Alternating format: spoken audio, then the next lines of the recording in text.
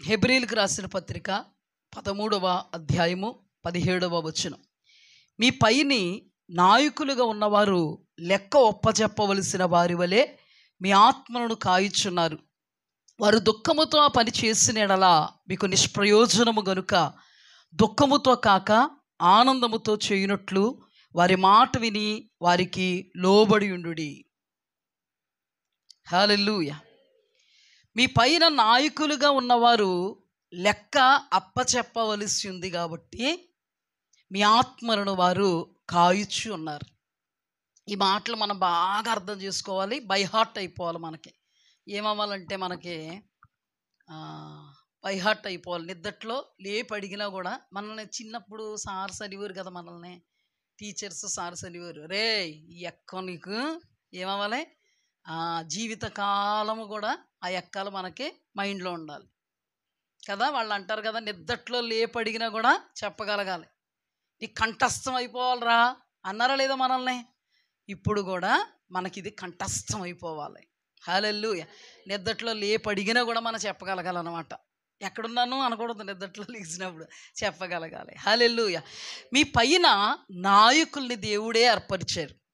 హల్లెలూయా. మీ పైన నాయకుల్ని దేవుడు ఎందుకు ఏర్పాటు చేశారు? వాళ్ళు ఎందుకు మిమ్మల్ని కాయాలి?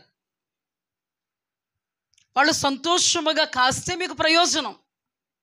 దేవుడు వారికి అప్పగించినటువంటి పని మీ పక్షముగా వారు సంతోషంగా చేస్తే మీకు ప్రయోజనం. వారు దుఃఖముతో చేస్తే మీకు నిష్ప్రయోజనం. వాళ్ళు సంతోషంగా చేసినా దైవజనుడికి ప్రయోజనమే, దుఃఖంగా చేసినా మరీ ప్రయోజనమే. కానీ దైవజనుడు సంతోషంగా చేస్తే మీకు ప్రయోజనం, దుఃఖంగా చేస్తే మీకు నిష్ప్రయోజనం. ఈ సందర్భంలో నుండి దేవుడు ఈ విషయాన్ని విశేషంగా బయలుపరిచారండి. హల్లెలూయా. ఈ దినం కొరకు బయలుపరచబడినటువంటి ధ్యానాంశం. ఈ ధ్యానాంశం ఈ వారం అయిపోవచ్చు, అయిపోకపోవచ్చు.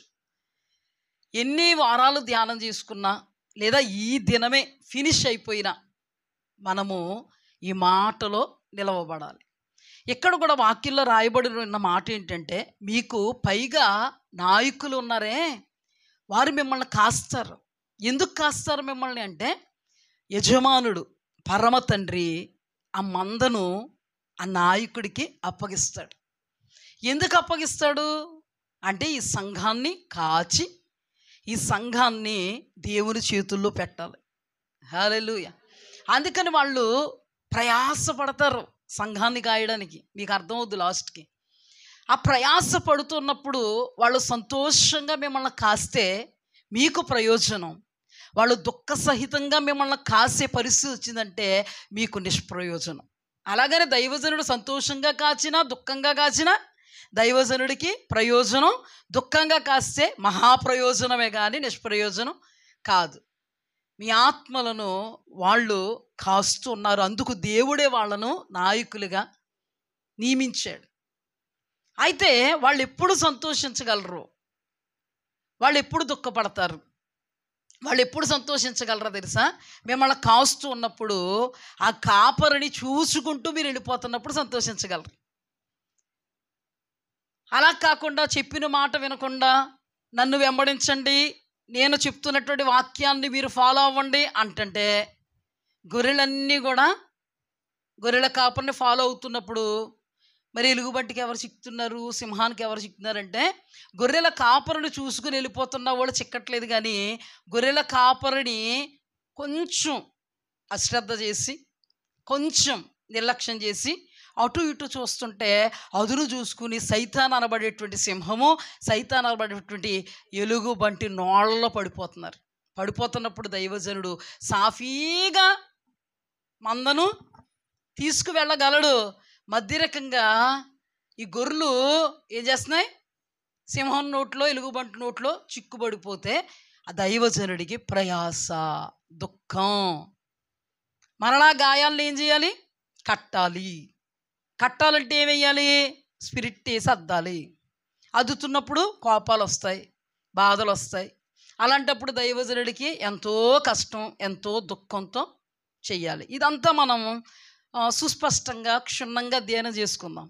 కొంచెం కొంచెంగా కాదు, పూర్తిగా అధ్యయనం చేసుకుందాం. ఎంత సమయమైనా దేవునికి స్తుతి కలుగుగాక. మనం అర్థం చేసుకోవడమే కావాలి. పరిగెట్టి పాలు తాగొద్దు. మనం ఎప్పుడు నిలబడి ఏం చేద్దాం? నీళ్లు తాగుదాం. దేవునికి స్తుతి కలుగుగాక. అందరూ తలలు వంచండమ్మా.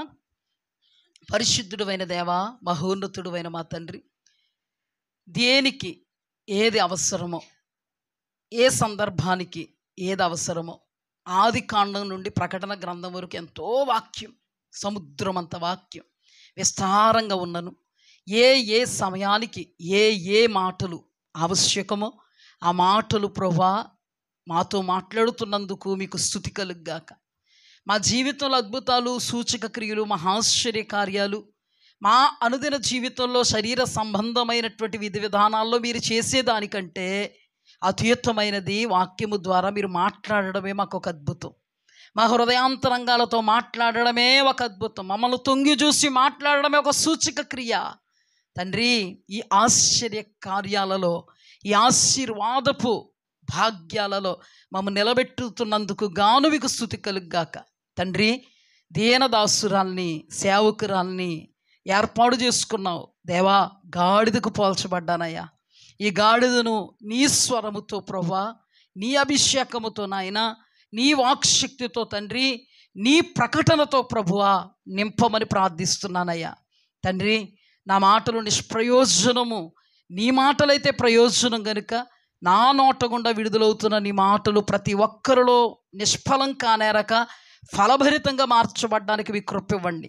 ఈ వాక్యాన్ని ప్రభువా ఏ రీతిగా తండ్రి ప్రకటన చేయాలో ఆత్మశక్తిని, జ్ఞానాన్ని విస్తారంగా దయచేయండి. మా అందరితో మీ సన్నిధి ఉంచి ఫలవంతంగా మార్చమని, చీకటి కార్యాలు అయిపరిచి శపించి బంధించమని యేసు అతి పరిశుద్ధ నామమున అడిగి వేడుకుని పొందుకుని నాము పరమ తండ్రి. ఆమేన్. హల్లెలూయా. చూడండి, దేవాది దేవుడు సంఘం. హల్లెలూయా. ఈ సంఘం దేవాది దేవుడు ఎంతో ప్రయాసపడితే, రక్తాన్ని చిందించి ప్రాణాన్ని దారపోసి నలగగొట్టబడి విర్రగొట్టబడితే, అపవాది శోధనను జయించుకుంటే ఈ భాగ్యం మనందరికీ దక్కింది. పరిశుద్ధ దేవుడు సంఘములో మనల్ని చేర్చడానికి, సంఘ సభ్యులుగా మనం ఉండడానికి, మనందరము సమాజంగా ఈ రీతిగా ఆరాధన చేసుకోవడానికి, మనందరం ఆయన ఇచ్చేటువంటి వాక్యముతో సిద్ధపరచబడడానికి ఆయన పడినటువంటి ప్రయాస అంతా ఇంత కాదు. హల్లెలూయా. ఎప్పుడూ కూడా ఆయన పడినటువంటి ప్రయాసను, ఆయన కష్టాన్ని మనం ఎప్పుడూ కూడా మర్చిపోయి విశ్వాసఘాతకులుగా ఉండకూడదు. కృతజ్ఞత రాహిత్యంగా మనం ఉండకూడదు. మన జీవితం కొరకు ఎవరిటి త్యాగాన్ని చేయలేదు, కానీ మన బ్రతుకు, మన జీవితం తర్వాత రాబోయేటువంటి ఆ యుగములో యుగయుగాలు జీవించే నిమిత్తము దేవుడు చేసినటువంటి త్యాగం, అది ఈ లోకానికి ఆ లోకానికి సరిపడేది. హల్లెలూయా. దేవాది దేవుడు మనల్ని సంఘంగా సమకూర్చడానికి ఎంతో గొప్ప ప్రయాసను పడ్డారు, రక్తాన్ని చిందించారు, ప్రాణాన్ని ధారపోస్తే మనం సంఘంగా సమకూర్చబడ్డాం. హల్లెలూయా. మనం ఇలా కూర్చోవడానికి ఆయన చేసిన త్యాగం కారణం. హల్లెలూయా. మనం ఎలా కూర్చున్నామంటే ఆయన చేసిన త్యాగమే మనకి కారణం. అందుకని ఎప్పుడూ కూడా సంఘములో నిలవడం, సంఘ సభ్యత్వములో ఉండడం, సంఘంగా దేవుణ్ణి ఆరాధించుకోవడం, సంఘములో విత్తబడుతున్న ఉపదేశాల కొరకు ఆతృతతో ఆరాటముతో వెతుకులాడడం, ఆయన గుమ్మము యొద్ద ద్వారబంధం యొద్ద కనిపెట్టడం ఏ దినాన కూడా మనం మరిచిపోలేనిది, మరిచిపోజాలనిది. హల్లెలూయా. అందుకే దేవుని వాక్యంలో నన్ను వెతుకు వాడికి నేను దొరుకుతాను, నా గుమ్మముల యొద్ద, నా ద్వారబంధాల యొద్ద కాచుకొని, గుమ్మముల యొద్ద కాచుకొని కూర్చున్నవాడు ధన్యుడవుతాడు, అదృష్టవంతుడవుతాడు, భాగ్యవంతుడవుతాడు, ఆశీర్వాదానికి కారకుడవుతాడు, దీవెనకు హక్కుదారుడవుతాడు. ఈ లోకములోను ఆ లోకములోను ఆనందదాయకంగా బ్రతకగలుగుతాడు, హక్కుదారుడు అవుతాడు. ఇప్పుడు దేవాది దేవుడు ఈ సంఘాన్ని, సంఘంగా మన అందరినీ కట్టిన తర్వాత మనల్ని సమాజముగా కూడుకోమంటున్నారు. సమాజంగా కూడుకొని ఈ సంఘానికి పైగా నాయకుల్ని దేవుడు ఏర్పాటు చేశారు. వాళ్ళని మీరు నాయకులు అనుకోవచ్చు, వాళ్ళని మీరు అపోస్తులు, లేకపోతే ఉపదేశకులు, సువార్థికులు ఎవరైనా కూడా దేవుడి చేత ఏర్పాటు చేయబడిన వాళ్ళే. ఎవరైనా ఎవరి చేత ఏర్పాటు చేయబడ్డారు? దేవుని చేత ఏర్పాటు చేయబడ్డారు. ఎందుకు అంటే ఎఫెసీయులకు రాసిన పత్రికలో ఉంది, పరిశుద్ధులు సంపూర్ణులగుటకు, పరిచర్య ధర్మం జరుగుటకు, సంఘము క్షేమాభివృద్ధి నొందుటకు దేవాది దేవుడు కొందరిని అపోస్తలుగాను, కొందరిని ప్రవక్తలుగాను, కొందరిని ఉపదేశకులుగాను, కొందరిని కాపరులుగాను, కొందరిని బోధకులుగాను, ఎందరున్నా వీళ్ళందరినీ దేవుడు ఎవరి కొరకు సిద్ధపరిచారు అంటే ఆయన స్వరక్తం ఇచ్చి సంపాదించుకున్నటువంటి సంఘం కొరకు సిద్ధపరిచారు. హల్లెలూయా. వీళ్ళు ఏం చేస్తారు అంటే మీ ఆత్మలను కాపాడతారు. మీరు ఏం చేస్తారంటే వీళ్ళు ఏం చేస్తారు? ఆత్మలను కాపాడతారు. ఆత్మలంటే ఎవరు? మీరే. ఆత్మలంటే ఎవరు? మీరే. మిమ్మల్ని కాస్తారు, మిమ్మల్ని కాపాడతారు, మిమ్మల్ని కడతారు, సరిగ్గా లేకపోతే మిమ్మల్ని కొడతారు, గాయపరచబడితే దుఃఖిస్తారు, గాయాల్ని కట్టడానికి ప్రయత్నిస్తారు, కడకు మిమ్మల్ని పరిపూర్ణతలో నిలబెడతారు. చివరికి మీరు మరణమైపోయిన తర్వాత మిమ్మల్ని నిత్యరాజ్య వారసులుగా చేస్తారు.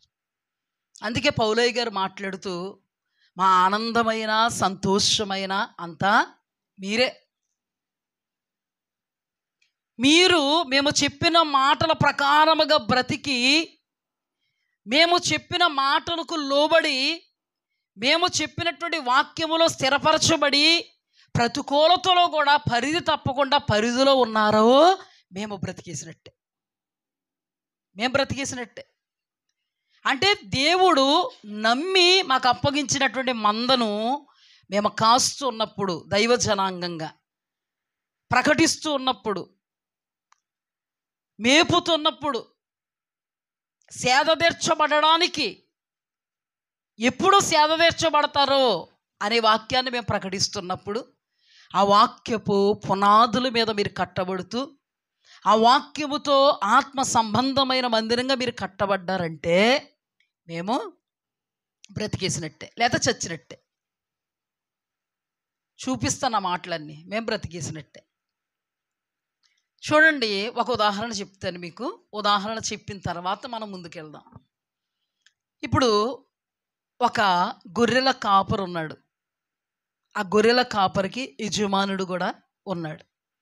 ఆ యజమానుడు గొర్రెల కాపరికి గొర్రెల మందను అప్పగించాడు. ఇప్పుడు గొర్రెల కాపరు యొక్క పని ఏంటి అంటే గొర్రెల మందను మేపడం, కాయడం, క్షేమాన్ని కలుగజేయడం. అంటే పచ్చిక గల చోట్ల మేపడం, జలముల యొద్దకు నడిపించడం, వాటి ప్రాణమును సేదతీర్చడం, అటు ఇటు పోతే కొట్టడం. చక్కగా కాస్తూ ఉన్నప్పుడు, అటు ఇటు చూస్తున్నప్పుడు సింహానికి అదురు దొరుకుద్ది, ఎలుగుబంటికి అవకాశం దొరుకుద్ది. అలాంటప్పుడు ఎక్స్ట్రా పని చేయడం. ఎక్స్ట్రా పని అంటే ఏంటి? ఇప్పుడు చూడండి, గొర్రెల కాపరి పచ్చిక గల చోట్ల మేపుతాడు, పచ్చిక నీళ్లు త్రాగడానికి నడిపిస్తాడు, సేద తీరుస్తాడు. మధ్యాహ్నం వేళ చల్లపూట అంటే చెట్ల నీడలో సేద తీరుస్తాడు, రాత్రి అంతా కాపాడుతాడు.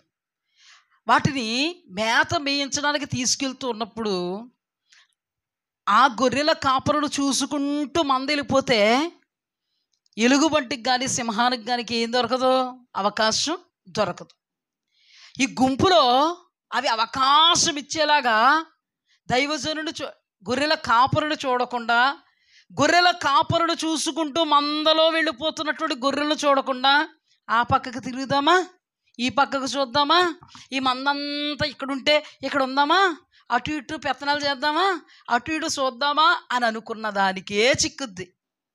మందలో ఉన్నది ఎందుకు చిక్కలేదు? ఇది ఎందుకు చిక్కింది? అవకాశం ఇచ్చింది. ఈ అవకాశం ఇచ్చినప్పుడు ఈయన పని ఏంటి? చక్కగా మేత పెట్టడం, నీళ్లు పెట్టడం, సేద తీర్చడం, అది క్షేమాభివృద్ధి నొందడం, అది పిల్లల్ని కనడం, మంద విస్తరించడం క్షేమం, రొటీన్గా జరిగిపోద్ది అలాగా.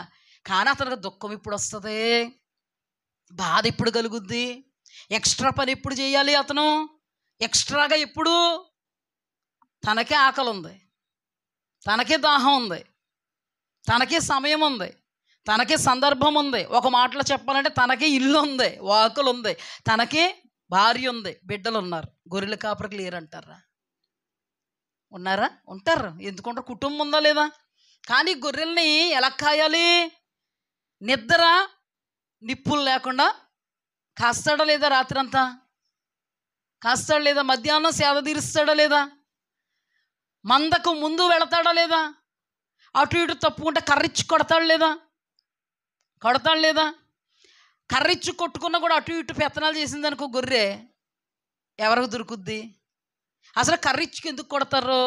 ఇది ప్రమాదకరమైనటువంటి పరిస్థితి, ఇక్కడ లోయ ఉంది, డబేలు పడిపోద్దేమో అని కర్రిచ్చుకుని కొట్టి లైన్లో పెడతాడు. మనమంతే కదా, మనమంతే కదమ్మా. ఎద్దుల బండి ఉంది, సపోజ్ మీరే నడుపుతున్నారు, అవునా? కత్తిరిలో నుంచి మీరు ఎరడోనికి వెళ్ళాలనుకుంటున్నారు, కత్తిరిలోంచి ఎరడోనికి తిరగాలనుకుంటున్నారు. మీ ఎద్దులు ఏం చేసాయంటే సిద్ధాపూర్కి తిరిగాయి. వదిలేస్తే సిద్ధాపూర్కి పోతాయి. ఒక్క కొట్టు ఇప్పుడు కొట్టవలసి వచ్చింది. నువ్వు చెప్పో ఇలాగని, అవునా? నడుపుతున్నావు, నడుపుతుంటే నిన్ను బట్టి నడవాలా? ఇలా నడవాలా? ఇలా తిప్పాలా? మేడ ఎలా తిప్పింది? చెల్లును పడింది అనమాట. అప్పుడు ఎలా తిరుగుద్ది? సీదా తిరుగుద్ది. అలా కొంత దూరం వెళ్ళేటప్పటికి లోయ ఉంది, జరా జరా జర వెళ్ళిపోతుంది. అక్కడ లోయ పడిపోద్దని నువ్వేం చేయాలి? దాన్ని ఇప్పుడు కొరడా జురిపించాలి. అంటే తప్పులో పడిపోయేటప్పటికే నువ్వు ఏం చేయాలి? అది మంచిగా వెళ్తుంటే కొడతావా? కొడితే సైకో అవుతావు. దేవుడు సైకో కాదు కదా. ఇది ఒక్క పాయింట్ గుర్తుపెట్టుకోండి, అవునా? లోయలు వచ్చాయనుకో పడిపోద్దని భయం వేసి కొట్టాలి, లోతులు వచ్చాయనుకో పడిపోద్దని భయం వేసి కొట్టాలి, ముళ్ళుల్లోకి వెళ్ళిపోయిందనుకో గుచ్చుకుంటాయని తెలిసి కొట్టాలి, కొట్టాలి. అది అయ్యింది, అవునా? అక్కడ మంచిది కాదు, సింహాలు ఎక్కువ తిరుగుతాయి, నువ్వేమో అటేసి వస్తున్నావు, అప్పుడు ఏం చేయాలి? కొట్టాలి. ఇటేమో ఎలుగుబంట్లు ఎక్కువ తిరుగుతున్నాయి, నువ్వేమో అటే చూసుకుంటున్నావు, ఏం చేయాలి? ఏం చేయాలి అంటే నిన్ను సక్రమమైన మార్గంలో నడిపిస్తే నువ్వు క్షేమాన్ని పొందుతావు, నీవు బిడ్డల్ని కంటావు, నీవు సంపూర్ణతను సాధిస్తావు. అప్పుడు ఈ గొర్రెల కాపరి గొర్రెలను అప్పగించినటువంటి యజమానికి ఎంత చేసి ఇవ్వాలి. హల్లెలూయా, హల్లెలూయా. అతని చేతుల్లో ఉన్నటువంటి ఆ గొర్రెలను విస్తార అభివృద్ధిని చేసి ఇవ్వాలి. అతని దగ్గర ఉన్నటువంటి గొర్రెలను ఇంకను అభివృద్ధిలోకి నడిపించాలి. ఆ గొర్రెలు బిడ్డలను కనాలి. హల్లెలూయా. అప్పుడు మంద విస్తారం అవ్వాలి. హల్లెలూయా. యజమానుడు వస్తాడో నా మంద ఎలాగుందని చూడడానికి. అప్పుడు అయ్యగారండి చాలానండి సింహాన్ని బారి పడిపోయి చచ్చిపోయినాయండి, చాలానండి ఎలుగుబంటి పడి చచ్చిపోయినాయండి, చాలానండి కనడానికి ఓపిక లేక చచ్చిపోయినాయండి, చాలానండి లోయలో పడి చచ్చిపోయినాయండి, చాలానండి లోతుల్లో పడి చచ్చిపోయినాయండి. మరి నీకు ఇచ్చినాయ్యా? ఇయ్యనండి అన్నాడు అనుకో, ఎలా ఉంటుంది? అందుకే దేవుని ఉపమానములో 5 తలాంతులు 2 తలాంతులు 1 తలాంతు మళ్ళీ వచ్చాడా లేదా? తలాంతులు ఇచ్చి 5కి 5 సంపాదించిన ఏమన్నాడు? బాళ నమ్మకమైన నా మంచి దాసుడా. 2కి 2 బళ నమ్మకమైన మంచి దాసుడా. ఒకటి ఇచ్చినోడు ఏం చేసాడు తెలుసా? భూమిలో కప్పెట్టాడంట వెళ్ళి. మళ్ళీ పైగా నిందలో, ఏదబ్బాయి నీకు అప్పగించింది ఏది అంటే, ప్రభువా నీ గురించి నాకు తెలుసు, నువ్వు ఎలాంటోడో తెలుసు, అసలు మంచోడు కాదు, నువ్వు విత్తని చోట కోస్తావు, నువ్వు అలాంటోడు, నువ్వు కర్కసుడు, నువ్వు ఎందుకు వచ్చిన గోళాని నువ్వు ఇచ్చా కదా ఒకటే, భూమిలో కప్పెట్టని ఉండి తెచ్చేస్తాను ఇప్పుడే అన్నాడు. చెడ్డదాసుడా, వెండి కట్టిక చీకట్లో పాడేయండి అన్నాడు. అంటే ఇప్పుడు మంచివాడు ఏం చేస్తాడు? మంచివాడు దేవుడు అప్పగించిన దాన్ని ఇంకా అభివృద్ధి చేసి ఇస్తాడు. హల్లెలూయా. చెడ్డవాడు ఏం చేస్తాడంటే ఆ గొర్రె ముళ్ళలోకి వెళ్ళిపోద్దా, కొట్టను, అస్సలు కొట్టను. కొడితే తేడా వచ్చేద్ది. మళ్ళీ ఎందుకు వచ్చింది? లోయల్లోకి వెళ్ళిపోతుందా, లోతుల్లోకి వెళ్ళిపోతుందా, సింహం బారిన పడిపోతుందా, ఎలుగుబడ్డి బారిన పడిపోతుందా? అస్సలు చెమట పట్టనివ్వను. నా పని ఏదో నేను చేస్తాను. సింహం వెనకతల వెళ్ళి సింహాన్ని పట్టుకుని దాంతో గాయపరచబడి నోట్లో నుంచి మెయిన్ నాదా. యజమానుడికి ఏం కలుగుద్ది? నష్టం కలుగుద్ది. పట్టించుకోలేనడు వల్ల యజమానుడికి ఏం కలుగుద్ది? పట్టించుకున్న వాడికి శ్రమ ఎక్కువ అవుద్ది, దుఃఖం ఎక్కువ అవుద్ది, కష్టం ఎక్కువ అవుద్ది, ఎక్స్ట్రా పని అవుద్ది. ఎక్స్ట్రా వర్కులు చేస్తే డబ్బులన్నా వస్తాయి పిల్లలకి, జాబ్స్ కదా. కానీ ఇక్కడ కానీ యజమానుడు వచ్చేటప్పటికి గొర్రెల కాపరి ఎక్కడ పడితే అక్కడ కొట్టి సెటరైట్ చేసి ఆఖరికి సింహం ఎలుగుబంటి నోళ్ళల్లో పడిపోతే దాన్ని గాయాలు కట్టి ఎక్స్ట్రాగా వాటితో సహవాసం చేసి వాటిని సెటరైట్ చేసి మిగిలినటువంటి గొర్రెల జాబితాలో ఉంచి అవి కూడా విస్తరించడానికి కారణమై యజమానుడుకు దీని అంతటా అప్పగిస్తే ఏమవుద్ది? సంతోషం కలుగుద్ది. ఆయన కష్టానికి ఫలం ఎవరి ద్వారా దక్కింది?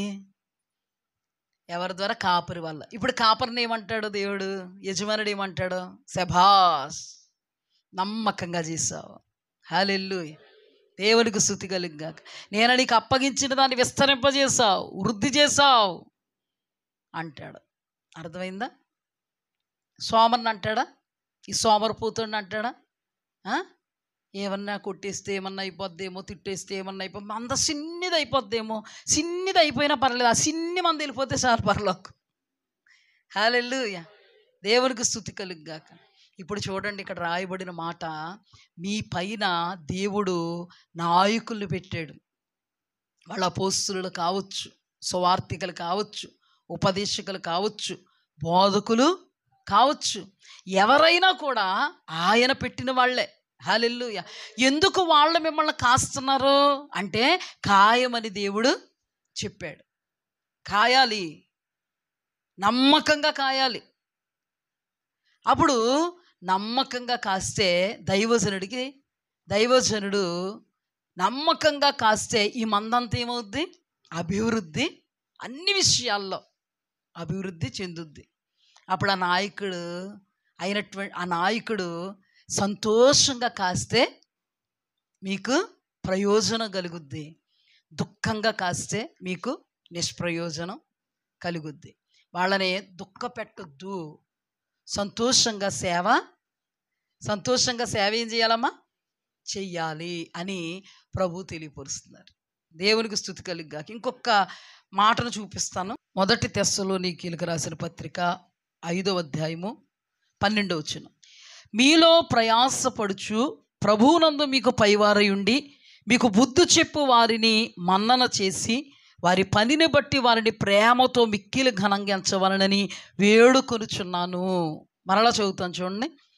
మీలో ప్రయాసపడుచు ప్రభువునందు మీకు పైవారై ఉండి మీకు బుద్ధి చెప్పు వారిని మన్నన చేసి వారి పనిని బట్టి వారిని ప్రేమతో మిక్కిలి ఘనంగా ఎంచవలనని వేడుకొనుచున్నాను. ఇక్కడ 2 సందర్భాల్లో పరిశుద్ధాత్మ దేవుడు మనతో మాట్లాడుతున్నారు. మొట్టమొదటగా పరిశుద్ధాత్మ దేవుడు మనతో ఏం మాట్లాడుతున్నారంటే, మేము మీద దేవుడు నాయకుల్ని ఏర్పాటు చేస్తారు. వాళ్ళు చెప్పినది మీరు వింటే వారు సంతోషంగా మిమ్మల్ని కాస్తారు. వాళ్ళు చెప్పిన మాట మీరు వినకపోతే వాళ్ళు దుఃఖముతో మిమ్మల్ని కాస్తారు. వాళ్ళు దుఃఖముతో మిమ్మల్ని కాయడం మీకు సంతోషం కాదు, ప్రయోజనం కాదు, నిష్ప్రయోజనం. వాళ్ళు సంతోషంగా మిమ్మల్ని కాయడం ప్రయోజనం. వాళ్ళు సంతోషంగా మిమ్మల్ని కాయాలంటే వాళ్ళను మీరు వెంబడించాలి. వాళ్ళలో నుండి దేవుడు చెబుతున్నటువంటి మాటను మీరు వెంబడించాలి, వాక్యాన్ని మీరు వెంబడించాలి. అప్పుడు అది మీకు ఫలం, నాట్ నిష్ఫలం, ఫలం. ఇదొక్కటి. నెక్స్ట్ మనం తెస్సలోనికీయులకు రాసిన పత్రిక 5వ అధ్యాయంలో మనం చూసింది ఏంటి? మీకు పైవారై ఉన్న వాళ్ళు ప్రయాసపడుతున్నారు, మీ యందు ప్రయాస అని చూడండి అక్కడ. అవునా కదా? ఫస్ట్ మీ యందు వాళ్ళకి ఏం కలిగిందంట? ప్రయాస. ఈ మాటలు మనం వివరించుకుందాం. వాళ్ళు మీ యందు ఏం చేస్తారు? ప్రయాస. ఎందుకు ఆ ప్రయాస అంటే దేవుడు అప్పగించినటువంటి పని విషయంలో వారు ప్రయాస పడుతున్నారు. ఆ ప్రయాస ఎవరి వల్ల? సంఘం విషయంలో వారు ఏం చేస్తున్నారు? ప్రయాసపడుతున్నారు. ఇప్పుడు మీరు వాళ్ళ పనిని, వాళ్ళ ప్రయాసను ఘనంగా ఎంచాలి. ఎలా ఎంచాలి? వారి పనిని, వారి ప్రయాసను మీరు ఘనంగా ఎంచాలి. వారిని ప్రేమతో చూడాలి. మిక్కిలి ఘనంగా వాళ్ళ పనిని మీరు ఎంచాలి అని మీకు బుద్ధి చెప్తున్నప్పుడు వాళ్ళని మన్నన చెయ్యాలి. అంతే చెప్తాను. బుద్ధి చెప్తున్నప్పుడు మన్నన చెయ్యాలి అని నేను వేడుకుంటున్నాను. వేడుకోవడం అంటే ఏంటో తెలుసండి? బ్రతిమాలుకుంటున్నాను. మన అచ్చతీరులో ఇంకొక అడుగు ముందుకేసి కాళ్ళు అట్టుకుని చెప్తున్నాను. ఇక చేతులు పట్టుకు చెప్తున్నాను. ఈ చేతులు కాదు, కాళ్ళు. అవసరమైతే కాళ్ళు కూడా పట్టుకు చెప్పేస్తున్నాను అంటున్నారు. ఎవరో పౌలు గారు. తెస్సలోనిక సంఘానికి పౌలు గారు పరిశుద్ధాత్మ ఆవేశంతో రాస్తున్నటువంటి మాట. హెబ్రీయులకు రాసిన పత్రికలో అదే పౌలు గారు ఆత్మావేశముతో హెబ్రీయులకు రాసినటువంటి మాట. ఇది ఏమైనా పరిశుద్ధాత్మ దేవుడు ఎరలోని క్యాంపు సంఘంతోనూ, ఈ వాక్యం ఎందరైతే వింటున్నారో సార్వత్రిక సంఘంతోనూ వేడుకుంటున్నటువంటి మాట. ఏంటో తెలుసా? మీ ఆత్మలను కాయడం దైవజనులకి ప్రయాస. ఈ ప్రయాసను మీరు ప్రేమతో ఎంచండి. ఈ ప్రయాసను మీరు ఎంతో ఘనంగా ఎంచండి. వారు ఈ ప్రయాస పడుతున్నారు. అది దుఃఖముతో పడితే మీకు నిష్ప్రయోజనం. అది ఆనందంతో ప్రయాస పడితే అది మీకు క్షేమం. వాళ్ళ నాయకులుగా నేను ఏర్పాటు చేశాను. వాళ్ళు ఎందుకు ప్రయాస పడుతున్నారంటే మీ ఆత్మలను కాచే విషయంలో ప్రయాస పడుతున్నారు. మిమ్మల్ని నా హస్తాలకు అప్పగించే విషయంలో ప్రయాస పడుతున్నారు. మీరు పక్కగా తొలగిపోతే మిమ్మల్ని కొడుతున్నప్పుడు మీరు మన్నన చేసుకోండి, మన్నించండి, కోప్పడకండి, దూరం అయిపోకండి, వదిలేసి వెళ్ళిపోకండి. హల్లెలూయా. ఈ మాటలను మనం ధ్యానం చేసుకుందాం. అర్థమైంది మీకు? అంత అర్థమైంది కదా? ఫస్ట్ ఈ పార్ట్ మీకు అర్థమైంది. ఏం అర్థమైంది? మరలా ఇంకోసారి చెప్పేద్దాం. ఏం అర్థమైందంటే సంఘం విషయంలో దేవుడు చాలా శ్రమ పడితే మనం ఇలా కట్టబడినటువంటి మనల్ని దేవుడు దైవజనుల ముఖాంతరంగా వాక్యం వినిపిస్తున్నారు. అది వాళ్ళు చెప్తున్నప్పుడు ఆ మాట వింటే వాళ్ళు సంతోషంగా ప్రయాసపడి సేవ చేస్తారు. లేకపోతే దుఃఖముతో వాళ్ళు ప్రయాసపడి సేవ చేస్తారు. సంతోషములో ప్రయాసపడడం వేరు, దుఃఖములో ప్రయాసపడడం వేరు. ఏదైనా వాళ్ళకి ప్రయాసే, కానీ వాళ్ళ ప్రయాసను మీరు ఘనంగా ఎంచండి. వాళ్ళని ప్రేమతో మీరు ఆహ్వానించుకోండి. వాళ్ళ ప్రయాసను మీరు గుర్తించండి. వారిని మహాఘనంగా ఎంచండి. వారిని దుఃఖపెట్టద్దు. దుఃఖముతో కానీ వాళ్ళు మిమ్మల్ని కాచారంటే అది మీకు నిష్ప్రయోజనం. వాళ్ళ సంతోషముతో మిమ్మల్ని ప్రయాసపడుతూ కాచారంటే మీకు ప్రయోజనం. హల్లెలూయా. ఈ సమయంలో మనకు అర్థమైంది అసలు సంఘానికి దేవుడు దైవజనులు ఎందుకు ఏర్పాటు చేశారు అంటే మీ పరిశుద్ధులుగా పిలువబడినటువంటి మీరు సంపూర్ణత కలిగిన వారే పరలోకానికి వెళ్ళాలి. ఎఫెసీలకు రాసిన పత్రికలో రాయబడిన మాట ఒకసారి చదివించేస్తాను, చూడండి. ఎఫెసీలకు రాసిన పత్రిక 4వ అధ్యాయం 13వ వచనం. పరిశుద్ధులు సంపూర్ణులగునట్లు క్రీస్తు శరీరము క్షేమాభివృద్ధి నొందుటకు. క్రీస్తు శరీరం అంటే ఏంటంటే క్రీస్తు సంఘం. శరీరం అనబడి సంఘం అని రాయబడి ఉంటుంది.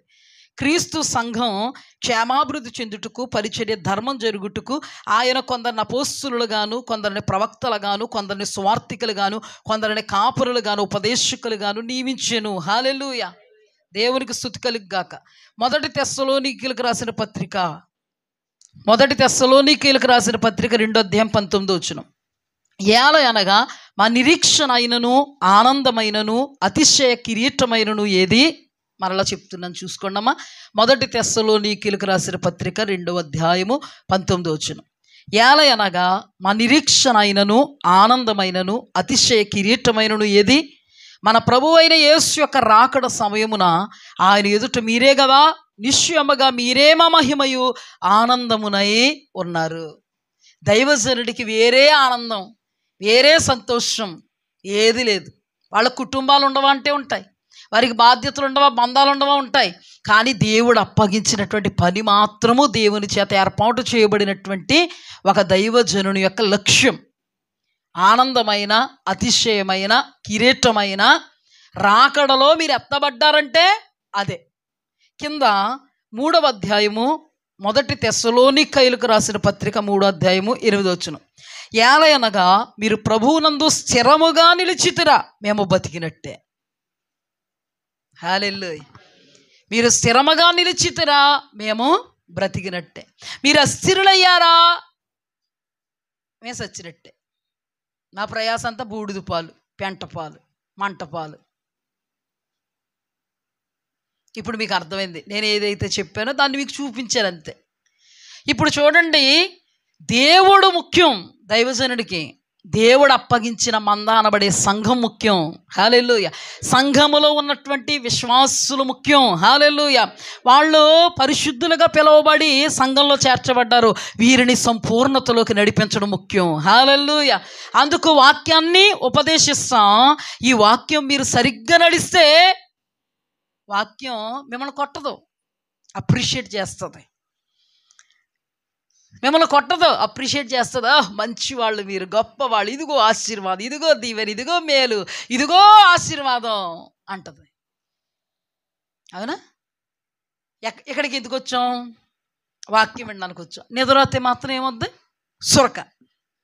నిద్రతే మాత్రం చెంప చెళ్ళు అన్నట్టుగా వస్తుంది మాట. అలాంటప్పుడు వచ్చుకుని మానిపడేద్దాం అనుకుంటారే, ఇలాంటి వాళ్ళకి కష్టం. మానిపాడేద్దాం అనుకుంటే బాగుపడరు. ఏదన్నా రోగం వచ్చిందంటే డాక్టర్ దగ్గరికి వెళ్ళొద్దు, పాడేద్దాం, మానిపాడేద్దాం అంటే నువ్వే పోతావు. అర్థమైంది కదా? అందుకే మానిపాడేద్దాం అనుకోకూడదు, నిద్ర మానుకుందాం అనుకోవాలి, అప్పుడు బాగుపడతావు. అదొకటే. అర్థమైందా? ఇంకా పరధ్యానంలో ఉంటే ఏమవుద్ది? హృదయ రహస్యాలు ఎరిగిన దేవుడు పరధ్యానంలో ఉన్నామని తెలిసి ఏం చేస్తాడు? ఒక చొరకేస్తాడనమాట, కొడతాడనమాట. కొట్టినప్పుడు సమ్మగా ఉండదండి మనకి. ఎలా ఉంటుంది? సిర్రెత్తిపోద్ది అంటారు కదా, చిరాకు వచ్చేద్ది. మానిపడేద్దాం ఇంకా అస్తమాటు హెచ్చరిక కాదు. నేను ఇందాకే ఉదాహరణ చెప్పాను. నిన్ను ఎరడోని వెళ్ళాలని తిప్పుతుంటే నువ్వు సిద్ధాపూర్ వెళ్తావా? ఒక్కడ పడద్ది. అక్కడ ముళ్ళ కంపలు ఉంటే ముళ్ళ కంపల్లోకి వెళ్తావా? పడద్ది. లోయ ఉంది, తిరగబడిపోతావు, వెళతావా? పడద్ది. తీర ఇల్లు పడిపోయావు, స్పిరిట్ వేయాలి, ఇంకా బాధ. గాయం కట్టబడే వరకు నీకు మంట పుట్టించాలి, ఇంకా బాధ కదా. ఆ బాధను తట్టుకోవాలి. ఇదంతా ఎందుకు? మందలో ఉన్నావు, దైవజనుడు చూసుకుంటూ వెళ్ళిపోవచ్చు కదా, ఈజీగా సంపూర్ణుడు అయిపోతావు కదా. ఈ చొరకలు పడవు కదా, ఈ దెబ్బలు పడవు కదా. ఆఖరికి నువ్వు గాయపరచబడితే స్పిరిట్ అంటే మాట చెప్పాలంటే కారం జల్లుడు ఉండదు కదా నీకు. పుండు మీద కారం జల్లినట్టు ఉంటుంది అంటారు చూసారా. ఇప్పుడు గొర్రెల కాపురు ఉన్నాడు కదా, పడిపోయింది పాపం, వెళ్ళొద్దంటే సురకేసాడు, సురకతో సరిపోయింది, సెటరేట్ అయిపోయింది. కానీ చురకేసినా కూడా వెళ్ళిందనుకో ఎక్కడ పడద్ది? లోయలో పడద్దా? చర్మం ఏమైపోద్ది? చీలిపోద్ది, చిట్లు పోద్ది, రక్తం వస్తుందా? అవునా? ఓకేనా? ఇప్పుడు స్పిరిట్ వేసామనుకో ఏమవుద్ది? మండుద్దా? ఆ మంట పుడద్ది. స్పిరిట్ వేస్తున్నంతసేపు వెళ్ళొద్దన్నావు, వెళ్ళొద్దన్నాను, ఇల్లు పడ్డావు, వెళ్ళొద్దన్నానా, వెళ్ళాను, పడ్డావు. నువ్వు చేసిన దాన్ని ఎత్తి పొడుస్తూ ఉంటే నీకేమవుద్ది? ఏమవుద్ది? కోపం వద్ది. అలాంటప్పుడు కోపం తెచ్చుకుంటే ఎవరు పోతారు? కోపం తెచ్చుకుంటే ఎవరు పోతారు? కోపం తెచ్చుకున్న వాళ్ళు పోతారు. అప్పుడు ఇదిగో నువ్వు అలా వెళ్ళొద్దంటే వెళ్ళావు, పడ్డావు. స్పిరిట్ వేస్తా మాటలంటే ఈ మంట ఆమంట. అయినా కానీ నువ్వు అప్పుడు తాలుకోవాలి. నేను అంటాను, అంత పేషెన్స్ నీకు అప్పుడు ఎందుకు? ముందే ఉంటే అంత బాధ ఉండదు కదా, ఉండదు కదా.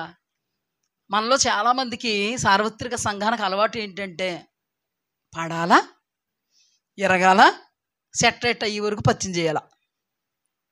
పడాలి, ఎరగాలి, సెటరేట్ అయ్యే వరకు పచ్చిం చేయాలి. పచ్చిం చేస్తే బెడ్ మీద కదా, దానికి తగ్గట్టు నీకు పుండు మీద కారం జల్లుడే. దానికి తగ్గట్టు నువ్వు ఇలా చేసావు కాబట్టి నీకు ఇలాగైంది. ఇంక అస్తమాటు దిప్పి పొడుతున్నారు.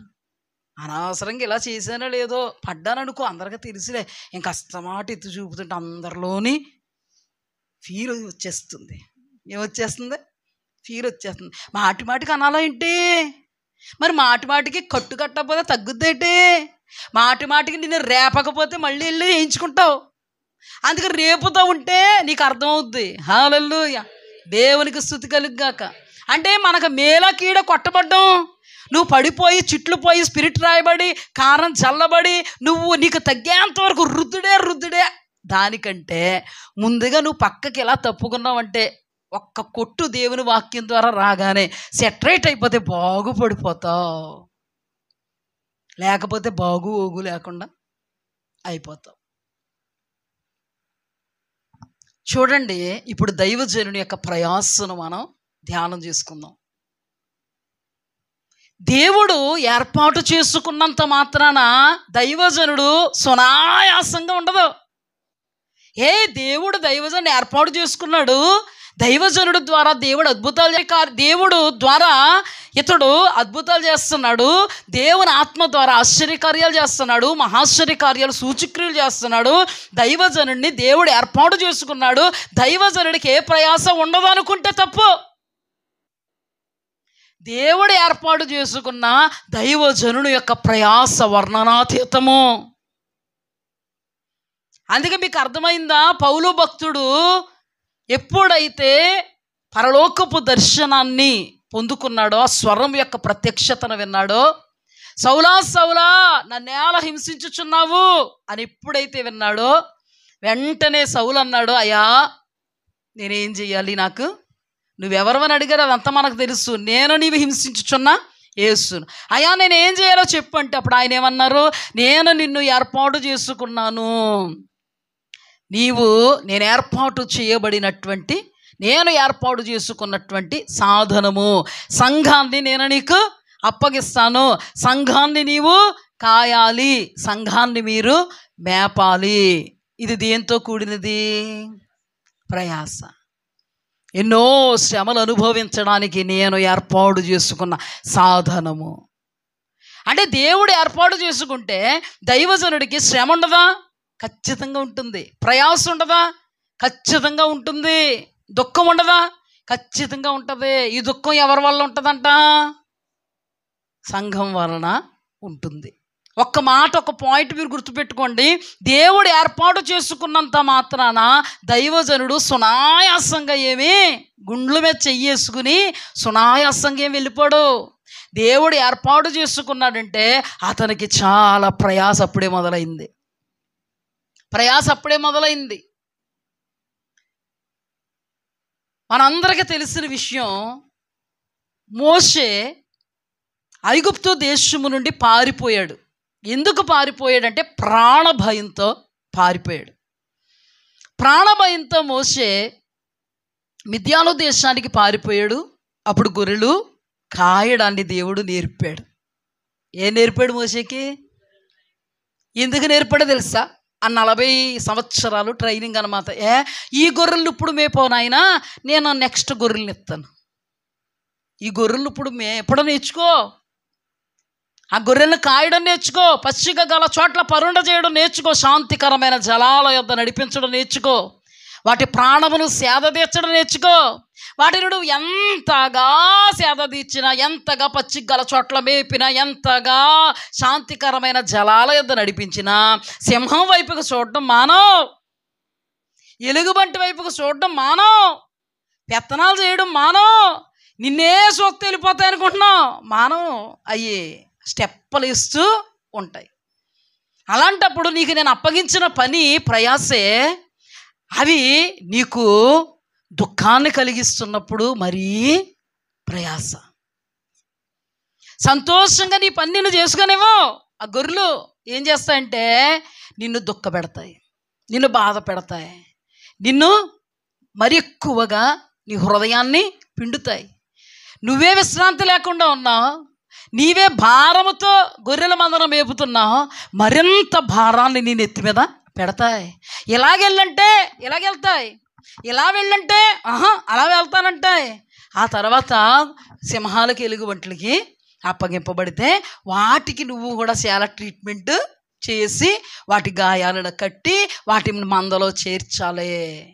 ఇప్పుడు ఈ మందను చూసుకో, నెక్స్ట్ నేను ఆ మందనిస్తాను అని దేవుడు డిక్లేర్ చేసి, దేవాది దేవుడు ఐగుప్తు దేశంలో నుండి మిద్యాను దేశానికి నడిపించాడు. ఆయన కనుసైగుల్లో లేకుండా ఉంటుందండి, అకస్మాత్తుగా జరిగిపోయిందంటారు దేవుడికి తెలియకుండా. ఇత్రో దగ్గరుంటూ మందను మేపుతూ 40 సంవత్సరాలు గడిపాడు. 40 సంవత్సరాలు గడిపినప్పుడు దేవుడు ఒక నాయకుడిగా అతన్ని ఏర్పాటు చేసుకుని, ఇతని విషయంలో ఒక ప్రణాళికలు కలిగిన వాడు అతనికి ప్రత్యక్షమయ్యాడు. మోషేకు ప్రత్యక్షమయ్యాడు. పొదలో మండుతుంది కానీ పొద కాలిపోలేదు. అక్కడ ప్రత్యక్షమయ్యి అంటాడు, మోషే మోషే నేను ఫరో యొద్దకు పంపుతాను, నీవు ఇశ్రాయేలీయులను ఐగుప్తు దేశంలో నుండి విడిపించాలి, కనాను దేశానికి నడిపించాలి. అందుకే నేను నిన్ను ఎక్కడికి పంపుతాను, ఫరో యొద్దకు పంపుతాను. అప్పటి నుంచి మొదలయ్యండి శ్రమ అంటే. ఎవరికే? అప్పటి నుంచి మొదలైంది శ్రమ అంటే. అంతవరకు గొర్రెలు మేపుకొని ఉన్నాడా? ఇప్పుడు ఎవరు చంపుతారని ప్రాణ భయంతో పరిగెత్తుకుని వచ్చేసాడో దేవుడు ప్రత్యక్షం అవగానే ఏమన్నాడు తెలుసా? మోషే నువ్వు ఫరో యొద్దకు వెళ్ళాలమ్మా అన్నాడు. ఇదేంటి చంపేస్తాడనే కదా ఎంత దూరం వచ్చాను, చంపేస్తాడనే కదా గొర్రెలు కాచుకున్నాను. అసలు నేను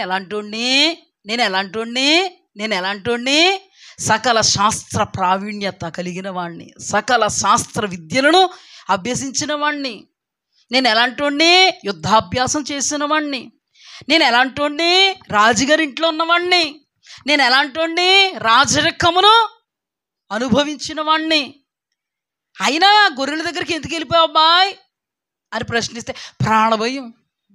ప్రాణభయంతో వెళ్ళిపోయాను. ఏం నేర్చుకున్నంతవరకు గొర్రెలను కాయడం నేర్చుకున్నాను. ఇప్పుడు దేవుడు అన్నాడు, ఫరో దగ్గరికి వెళ్ళమ్మా, అక్కడ కూడా గొర్రెలు ఉన్నాయి. అయ్యే గొర్రెలు అంటే ఇశ్రాయేలీలు, వాటిని ఫరో దగ్గర నుంచి నువ్వు విడిపించు, కనాను దేశానికి నడిపించు, వారిని నీవు విడిపించాలి, నడిపించు.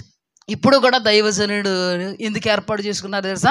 లోకాశల్లోంచి విడిపించు, లోక పారంపర్యాచారంలోంచి విడిపించు, లోకములో ఉన్నటువంటి భోగ స్థితులకి అలవాటు పడిపోకుండా వారిని విడిపించు, వైరాగ్యంలోకి నడిపించు, ఆత్మీయతలోకి నడిపించు, జయ జీవితంలోకి నడిపించు, నిత్య రాజ్యంలో నిలబెట్టు.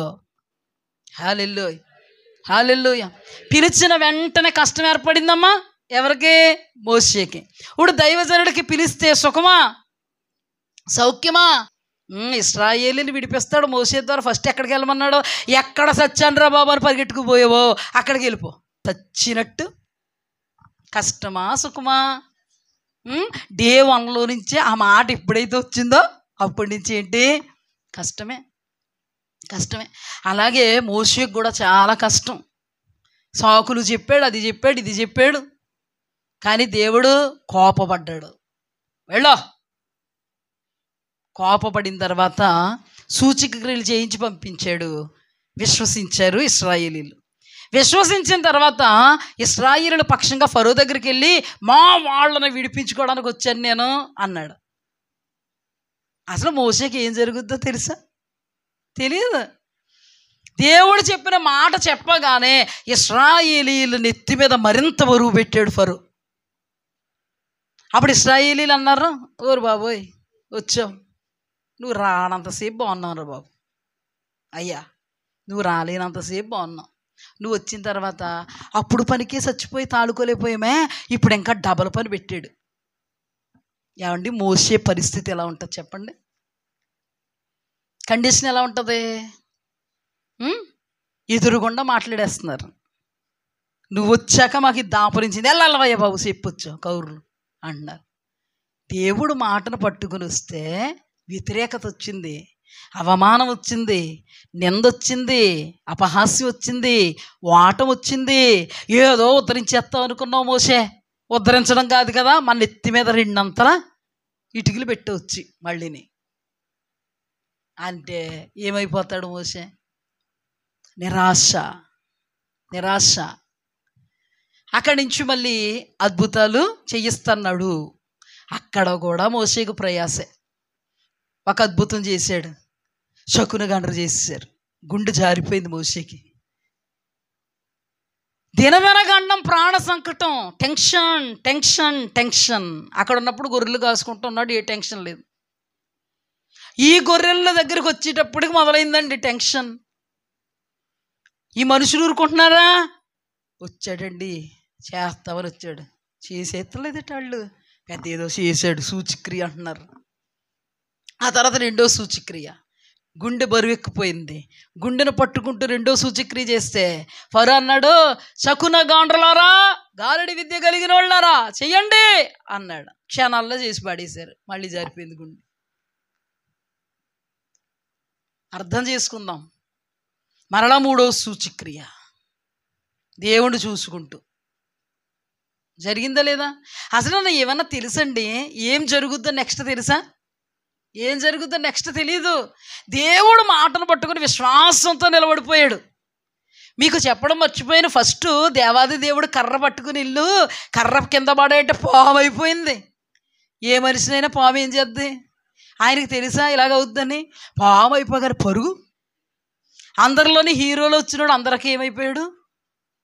బఫూన్ అయిపోయాడు. అవునా కదా? వీళ్ళు ఏమనుకుంటారు?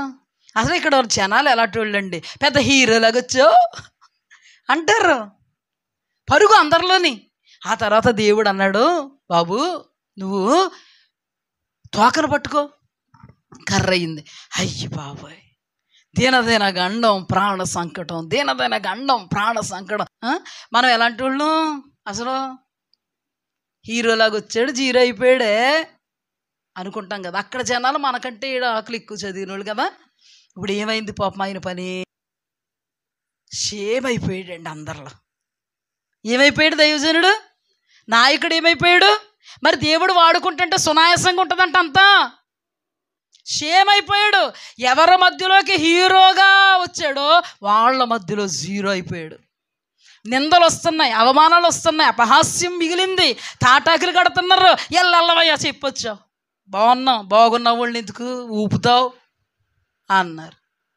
అయినా దేవుడి దగ్గరికి వెళ్ళాడు. ఒకదాని తర్వాత ఒకటి సూచిక్రియలు చెయ్యని పంపాడు మళ్ళీ దేవుడు. సిగ్గును కూడా కప్పుకుని, అపహాస్య పాలైపోతే కప్పుకొని, తలదించుకునే పరిస్థితుల్లో కూడా దేవుని చూసుకుంటూ, ఎంతమంది నవ్విన అపహాస్యం చేసినా ఏం చేస్తాడు ఇప్పుడు అని చూసినా దేవుడు మాటను పట్టుకుని ఏమైపోయాడు?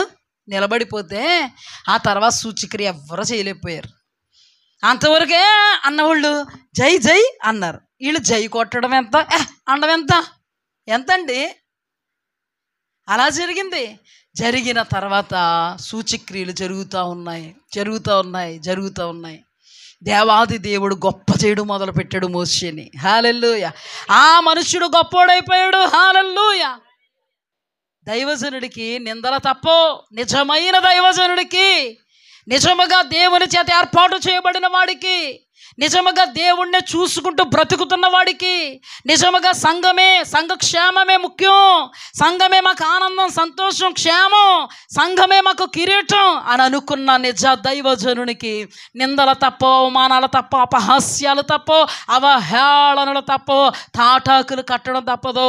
బయటోళ్ళు కట్టారా, బయటోళ్ళు చేశారంటే అది ఒక స్టెప్ అయితే సంఘస్సులే కట్టేస్తూ ఉంటారు. అందుకే దైవజనుడు ఏడుస్తూ సేవ చేశాడో అది ప్రయోజనం కాదని అనుభవపూర్వకంగా చెప్తున్నాడు పౌలు. సంతోషంగా ప్రయాస పడనివ్వండి, దుఃఖంతో ప్రయాస పడనివ్వద్దు. దుఃఖంతోనే చేసేటండి. అదయ్యింది. అందరూ దేవునికి స్తోత్రము గానము చేయుటే మంచిదన్నారు. మా మోసే గొప్పోడు, మా మోసే మమ్మల్ని 10 అద్భుతాలు చేసి మమ్మల్ని ఐగుప్తు దేశములో నుండి బయటకు తీసుకొస్తున్నాడు, రండిరా మూట ముళ్ళు సర్దేయండి పరిగెట్టేద్దాం అన్నారు. అంత బాగుంది, కృతజ్ఞతతో వెళుతున్నారు. మోసే గొప్పోడైపోయాడు. బంగారము వెండి అన్ని వస్తువులు మోసే మాట్లాడితే ఇశ్రాయేలుకి ఇచ్చేస్తే సంభ్రమంతో వెళుతున్నారు, సంతోషంతో వెళ్తున్నారు. వెళ్ళేటప్పటికి ఎదరెర్ర సముద్రము, వెనకతల ఫరో సైన్యము, ప్రక్కన లోయలు.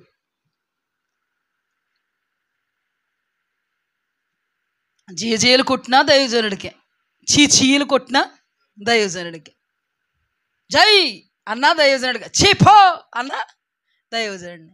అంతవరకు దైవజనుడిని అన్నారా?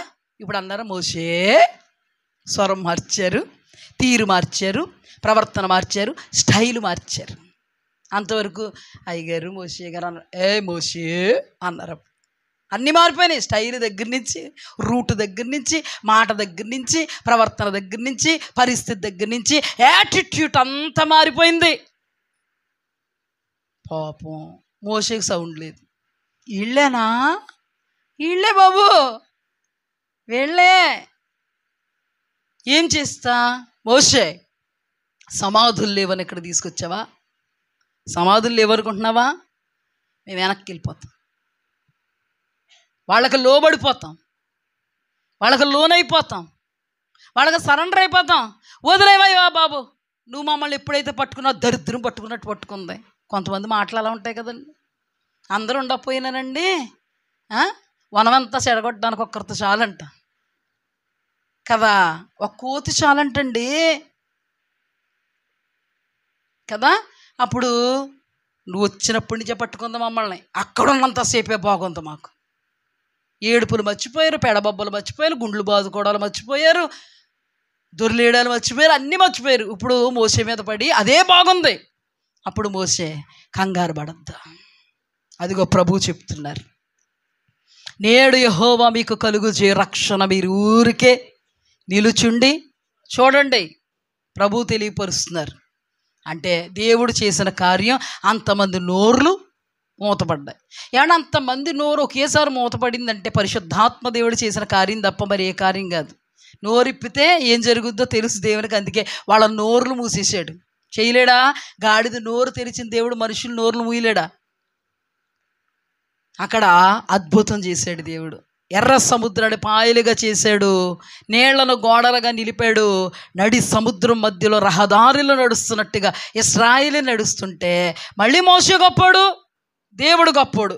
మోసే గొప్పోడు, దేవుడు గొప్పోడు. మీరేంటి? మేము అంతకంటే గొప్పోళ్ళం.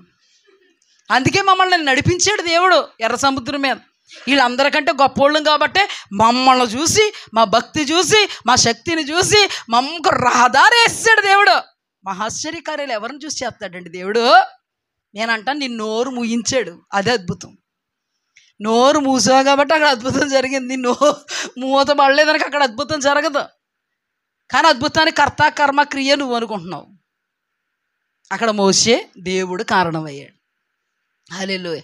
అక్కడ నుండి మరలా నీళ్లు లేనప్పుడు మోసే సమాధులు లేవనుకుంటున్నావా? మాంసం లేనప్పుడు మోసే సమాధులు లేవనుకుంటున్నావా?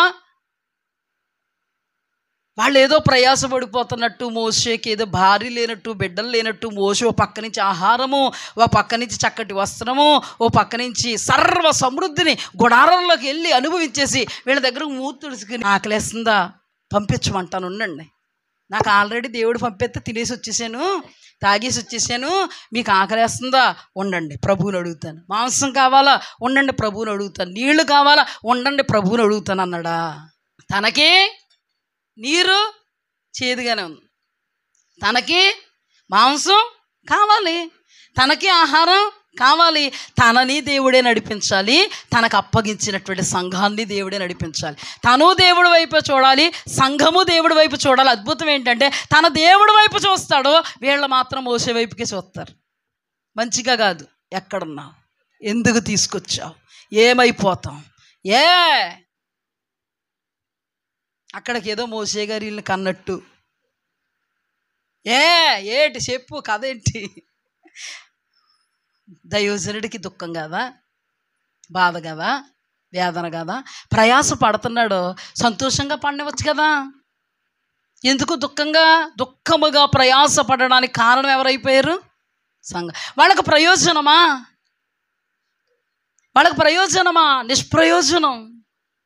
నిష్ప్రయోజనం. ఒకరోజు వీళ్ళు వాక్యం చెప్తున్నాడు మోషే, నేను తప్ప వేరొక దేవుడు ఉండకూడదన్నాడు, విగ్రహాన్ని పూజించకూడదన్నాడు, ఆయన నామాన్ని వ్యర్థంగా పలకూడదన్నాడు, 6 రోజులు పనిచేశాక ఆరాధించాలన్నాడు అని ఇంత వాక్యం చెప్తే, ఇదిగో మీరు కూర్చుకోండి అంటే అన్ని గొర్రెలు ఒకటి కాదు, ఈ గొర్రెలు పెత్తనాలు చేసి గొర్రెలు కొన్ని, పక్కలకు చూసి గొర్రెలు కొన్ని, ఈ పెత్తనాలు చేసి గొర్రెలు మేము కూర్చుకోము ఇప్పుడు అన్నాయి. రేపటికి ఈరోజు కూర్చుకోండి అంటే మేము కూర్చుకోం, రేపే వెళతాం అన్నాయి. రేపు కూర్చుకోండి, ఈ రోజుది మాత్రమే కూర్చుకోండి అంటే మేము రేపటిది కాదు, ఈ రోజుది రేపటిది సరిపోయేలా కూర్చేసుకుంటాం అన్నాయి. ఏమయ్యా అప్పుడు? కంపు కొట్టింది. ఈ గొర్రెలు దైవజనుడు దుఃఖముతో ప్రయాసపడడానికి ఆస్కారమయ్యాయా, సంతోషంతో ప్రయాసపడడానికి ఆస్కారమయ్యాయా? అక్కడ దేవుని వాక్యంలో హెబ్రీ గ్రంథకర్త ఏమన్నాడో తెలుసా? వాళ్ళు దుఃఖముతో పని చేస్తే అది మీకు నిష్ప్రయోజనం, వాళ్ళు సంతోషముతో పని చేస్తే మీకు ప్రయోజనం. హల్లెలూయా. ఇప్పుడు మోషే దుఃఖముతో పని చేస్తున్నాడు, దుఃఖముతో ప్రయాసపడుతున్నాడు, దుఃఖముతో వాళ్ళని మేపుతున్నాడు. కానీ అతని మాట విన్నవాళ్ళు అయ్యారా? అతని మాట విన్నవాళ్ళు కాదు. తద్వారా తనకి ఏం కలిగింది? దుఃఖం కలిగింది. ఒకరోజు మోషే కొండెక్కారు. వీళ్ళు వినరు కదా. ఒకరోజు మోషే దేవునితో సహవాసం చేయడానికి ఏమెక్కారు? కొండెక్కారు. కొండ మీద ఆయన దేవునితో సహవాసం చేస్తుంటే కొండ కింద వీళ్ళు, ఈ మోషే అన్నవాడు ఏమయ్యాడు? మీరు దేవుణ్ణి చూడరు, మోషేనే చూస్తారు అంటే ఆ ఇశ్రాయేలీలు ఎవరిని చూడరు? దేవుణ్ణి చూడరు వీళ్ళు. పోనీ మోషేని ఆతృతతో, మోషే నువ్వు ఎలా నడిపిస్తే అలా నడుస్తాను చూస్తారు వీళ్ళు. అబ్బే నువ్వు దేవుణ్ణి చూడు, నేను మీ అంత చూస్తాను అన్నట్టు చూస్తారు వీళ్ళు. ఆయనేమో దేవుడి వైపు చూస్తుంటే వీళ్ళేమో, ఈ మోషే అన్నవాడు ఏమైపోయాడు? ఎందాక రాడు, పోయాడా ఏంటి? ఇలాగైతే మాకు చాలా కష్టం. మరి మాకు ముందు నడవడానికి ఏదోటి కావాలి, లేకపోతే నడవలేం మేము. రాళ్ళు రువేసిలా ఉన్నారంటే ఇప్పుడు ఎవరి మీద? అహరోను అక్కడే ఉండిపోయాడు పాపం. దినదిన గండం, ప్రాణ సంకటం ఈ నాయకులకి. ఎవరంటే ఈ గొర్రెలు. దినదిన గండము, ప్రాణ సంకటం. భయపడిపోతున్నాడు ఎవరో? అహరోను భయపడిపోయి, ఆ మోషే అన్నవాడు ఏమయ్యాడు? మాకు ముందుగా నడవడానికి ఒక దేవతను చేయి, వణుకుపోతున్నాడు. మీ ముక్కుల్లో చెవుల్లో తీసిచ్చేయండి బాబు అంటే మొత్తం తీసిచ్చేస్తే ఒక రూపం చేసి, ఇదిగో ఐగుప్తు దేశము నుండి మిమ్మల్ని ఇంతవరకు నడిపించిన దేవత అన్నారు, ఈ దూడే అన్నారు. అప్పుడు వీళ్ళు ఆ దూడకి స్తోత్రగానాలు చేయడం మొదలుపెట్టారు. ఇదంతా చూస్తున్నది దేవుడు. ఎవరు చూస్తున్నారమ్మ ఇదంతా? దేవుడు. అప్పుడు మోషేతో అన్నాడు దేవుడు, మోషే నువ్వు ఇక్కడ నాతో సహవాసం చేస్తున్నావు, నాకు చాలా ఇష్టం ఈ సహవాసం. అంతకంటే ముఖ్యం ఏంటో తెలుసా? నేను అప్పగించినటువంటి ఈ సంఘం చెడిపోతుంది, అక్కడ నాశనం అయిపోతుంది అక్కడ. అందుకని నువ్వు నాతో సహవాసం చేయడం మాని నువ్వు వాళ్ళతో సహవాసం చేయను. ఆయన వాళ్ళ దగ్గరికి వెళ్ళు ముందు. నువ్వు వాళ్ళ దగ్గరికి కొండ దిగి ఆతృతతో వస్తున్నాడండి. ఆతృతతో వస్తుంటే ఆడేవాళ్ళు ఆడడం, తాగేవాళ్ళు తాగడం, నృత్యాలు చేయడం. ఏమని చేస్తున్నారు తెలుసా? ఐగుప్తు దేశములో నుండి మమ్మను బయటికి రప్పించిన మా దూడా నీకు వందనం, పాదాభివందనం. దూడ అనలేదు వాళ్ళు, దేవత అన్నారు. మనకే దూడని తెలుసు కదా. ఓ దేవత వందనం అనేటప్పటికీ గుండె పగిలిపోయిందండి. దుఃఖం తన్నుకొచ్చిందండి మోషేకి. ఇంతగా కట్టుకున్నానే, ఐగుప్తు దేశంలో నుంచి ఎన్నో మాటలు పడ్డాను, నిందలు పడ్డాను, అవమానాలు పడ్డాను, అపహాస్యాలు పడ్డాను, అవహేళనలు పడ్డాను. అయినా కానీ నాకు అప్పగించినటువంటి సంఘాన్ని హత్తుకునుండి ఆ సంఘక్షేమం కోసమే ఆజ్ఞలు ఇస్తానంటే దేవుడి దగ్గరికి వెళ్ళాను, వాళ్ళ పని మీదే. అయితే వాళ్ళు ఇప్పుడు నన్ను విడిచి దేవుణ్ణి విడిచి దూడను చేసుకున్నారు. ఈ దూడ ఐగుప్తు దేశంలోంచి ఏం చేసింది? తీసుకొచ్చిందని ఆడుతున్నారు, పాడుతున్నారు. మామూలు జాతర కాదండి అది. లక్షలాది ఇశ్రాయేలుల కాల్బలం యొక్క జాతర చూసారా? మీరు చూసుంటే ఎరడం జాతర చూసుంటారేమో నాకు తెలిసి. లక్షలాది కాల్బలం జాతర చేస్తుంది. జాతర చూసారంటే మీరు 2 కళ్ళు సరిపోవు అసలు చూడడానికి. అంత జాతర ఎవరు చూడాల్సి వచ్చింది? అయ్యయ్యయ్యో, ఒక సంకల్పంతో వచ్చాడే, పట్టుదలతో వచ్చాడే, దేవాది దేవుడు చెప్పిన మాటకు విధేయుడయ్యి ఐగుప్తు దేశం నుండి విడిపించి కనాను దేశానికి నడిపించాలనేటువంటి కంకణబద్ధుడై కంకణం కట్టుకుని వచ్చి అదే దేవుడు ఎదుట, అదే దేవునికి యథార్థంగా సేవ చేస్తుంటే అతడు చూడాల్సినవి చూడగలుగుతున్నాడా? చూడకూడనివి చూడగలుగుతున్నాడా? ఏమండి, ఎంత ఆనందమో కదండి మోషేకి. చూడకూడనివి చూస్తే ఎంత ఆనందం వచ్చేసిందో కదా. ఆ దుఃఖానికి ఏం లేదు, ఇంకా అవధులు లేవండి. దేవునికి ఏమో కోపం వచ్చింది, దిగొచ్చి మీరు చేసిన పని ఏంటి అని కోపపడుతున్నాడు. ఆగండి, ఎందుకు అహరోను ఇంత పని చేసావంటే ఆయన అంటున్నాడు, వీళ్ళు దుర్మార్గులు అని తెలుసు కదా నీకు. మాట ఉంది, రాయబడి ఉంది నిర్గమకాండం. వీళ్ళు పరమ దుర్మార్గులు, దుష్టులని నీకు తెలీదా? రాళ్ళు రూ చంపేస్తారేమో, మీద పడి చంపేస్తారేమో అని భయపడిపోయి నేనేం చేశాను? మిక్కిన దుర్మార్గులు వీళ్ళు. దేవుడు అన్నాడు, మోషే నీ ద్వారా ఒక నూతనమైన జనాంగాన్ని పుట్టిస్తాను, వీళ్ళందరినీ నాశనం చేసేస్తాను అంటే మోషే అన్నాడు, ప్రభువా నన్ను జనాంగం చేయడం కాదయ్యా, వీళ్ళందరినీ నీ బాహుబలం చేత, నీ చాచిన చేతి చేత ఇక్కడి వరకు తీసుకొచ్చావు. ఇప్పుడు వీళ్ళని కానీ నువ్వు నాశనం చేస్తే నీ నామం అన్యజనులు ఏమవుద్దయ్యా? అవమానం అవుద్ది కదా. వాళ్ళ దేవుడు ఐగుప్తు దేశంలో అద్భుతాలు చేసి తీసుకొచ్చాడు కానీ కనాను దేశానికి నడిపించలేడు, అసమర్థుడైపోయాడు అని నిన్నే అంటారు కదయ్యా. దయచేసి వాళ్ళని క్షమించయ్యా. అప్పుడు దేవుడు అన్న మాట నిర్గమకాండము 32వ అధ్యాయము 9వ వచనం. మరియు యెహోవా ఇట్లనెను, నేను ఈ ప్రజలను చూచున్నాను, ఇదిగో వారు లోబడనొల్లని ప్రజలు, కావున నీవు ఓరకుండుము, నా కోపం వారి మీద మండును, నేను వారిని కాల్చివేసి నిన్ను గొప్ప జనముగా చేసేదనని మోషేతో చెప్పగా, మోషే తన దేవుడైన యెహోవాను బతిమాలుకొనెను. ఇందాక చెప్పిందంతా బతిమాలుకున్న తర్వాత 14, అంతటి యెహోవా తన ప్రజలకు చేసేదనని చెప్పిన కీడును గూర్చి సంతాపపడిను. బతిమాలుకున్నప్పుడు సంతాపపడ్డాడు అంటే దేవుని కోపాన్ని ఏం చేశాడు? బ్రతిమాలుకొని చల్లార్చాడు. హల్లెలూయా. దైవజనుడిని దేవుడు ఏమన్నాడంటే, వీళ్ళందరినీ కాల్చేస్తాను మోషే, నిన్ను మాత్రమే గొప్ప జనంగా నీలో నుండి నేను పుట్టిస్తాను అంటే, ఈ నిజ దైవజనుడు ఒక సంకల్పంతో దేవుడు పని చేస్తున్నవాడు చంకలు గుద్దుకున్నాడండి. నేను నా పిల్లలు గొప్ప జనంగా మారుతాం అనుకున్నాడా? ఇశ్రాయేలీల ప్రాణానికి అడ్డుపడిపోయాడు. దేవుని బ్రతిమాలుకున్నాడు ఎంతవరకు? దేవుని హృదయం మారేంతవరకు, తిరిగేంతవరకు, దేవుని కోపము తగ్గేంతవరకు. హల్లెలూయా.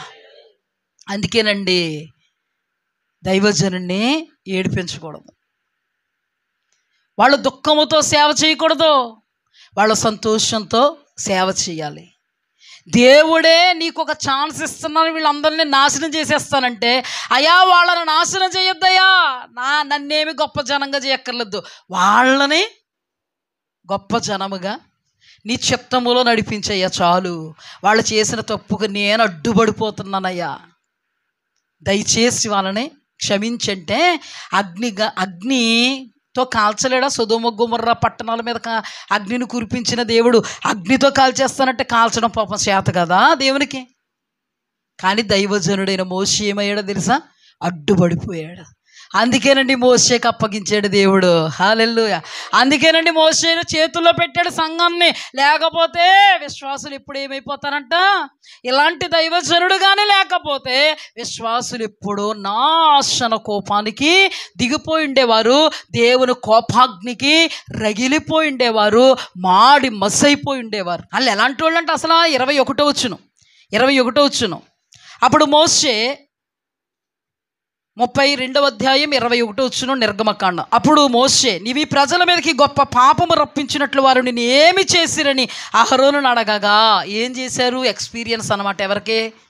మోషేకి ఎక్స్పీరియన్సే కదా. అందుకే చూడండి, ఏం చేశారని అడిగాడు. సందర్భం ఏం జరిగింది? మన వాళ్ళు ఏం చేశారు అసలు? నిన్ను ఎక్స్పీరియన్స్ కదా, అందుకని అడిగాడు. అడిగితే ఇక్కడ ఈయన ఏమంటున్నాడు, అహరోను, నా ఏలినవాడా, నీ కోపము మండనీకము, ఈ ప్రజలు దుర్మార్గులను మాట నీవెరుగుదు. ఎలాంటి వాళ్ళు అంటే ఈ ప్రజలు దుర్మార్గులంట. ఈ ప్రజలు దుర్మార్గులను మాట నీవు ఎరుగుదు. అప్పుడు ఇతడు పాపం 30వ వచనం 32-30 మరనాడు మోషే ప్రజలతో, మీరు గొప్ప పాపం చేసి తిరుగరుక యెహోవా యొద్దకు కొండెక్కి వెళ్ళెదను, ఒకవేళ మీ పాపములకు ప్రాయశ్చిత్తం చేయగలనేమో అనెను. అప్పుడు మోషే యెహోవా యొద్దకు తిరిగి వెళ్ళి, అయ్యో, ఈ ప్రజలు గొప్ప పాపం చేసిరి, వారు బంగారు దేవతను తమ కొరకు చేసుకునిరి. అయ్యో, నీవు వారి పాపం ఒకవేళ పరిహరించితివా, లేని ఎడల నీవు రాసిన గ్రంథములో నుండి నా పేరు తుడిచివేయమని బతిమాలు కొనుచున్నానని చెప్పెను. నువ్వు వాళ్ళని పాపాన్ని పరిహరించు, లేకపోతే నా పేరే జీవగ్రంథంలో తుడిసి. అంటే నన్నే నరకానికి పంపే నరకం. వెళితే వీళ్ళు పరలోకం అన్న వెళ్ళాలి. వీళ్ళని నువ్వు క్షమిస్తేనే వాళ్ళు పరలోకం వెళ్తారు, లేకపోతే నన్నే నరకం పంపే. ఎంతగా అడ్డుపడ్డాడండి. లేకపోతే విశ్వాసులు ఎప్పుడు ఫినిష్ అయిపోతారండి ఈ సంఘస్థులు. అందుకే నమ్మకమైనటువంటి సేవకుడు దేవుడుకుంటే దేవుడు హర్షిస్తాడు. అదే నమ్మకమైన సేవకుడు మీకుంటే మీరు బాగుపడతారు. అదే నమ్మకమైన సేవకుడు మీకుంటే అతడే అడ్డు నిలిచిపోయి అడ్డు బండైపోయి మిమ్మల్ని నిలబెట్టేంత వరకు కూడా ప్రయాసపడతాడు.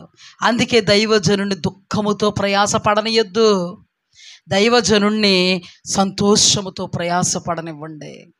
అది మీకు క్షేమం. ఇప్పుడు దుఃఖముతో ప్రయాసపడుతున్నాడు.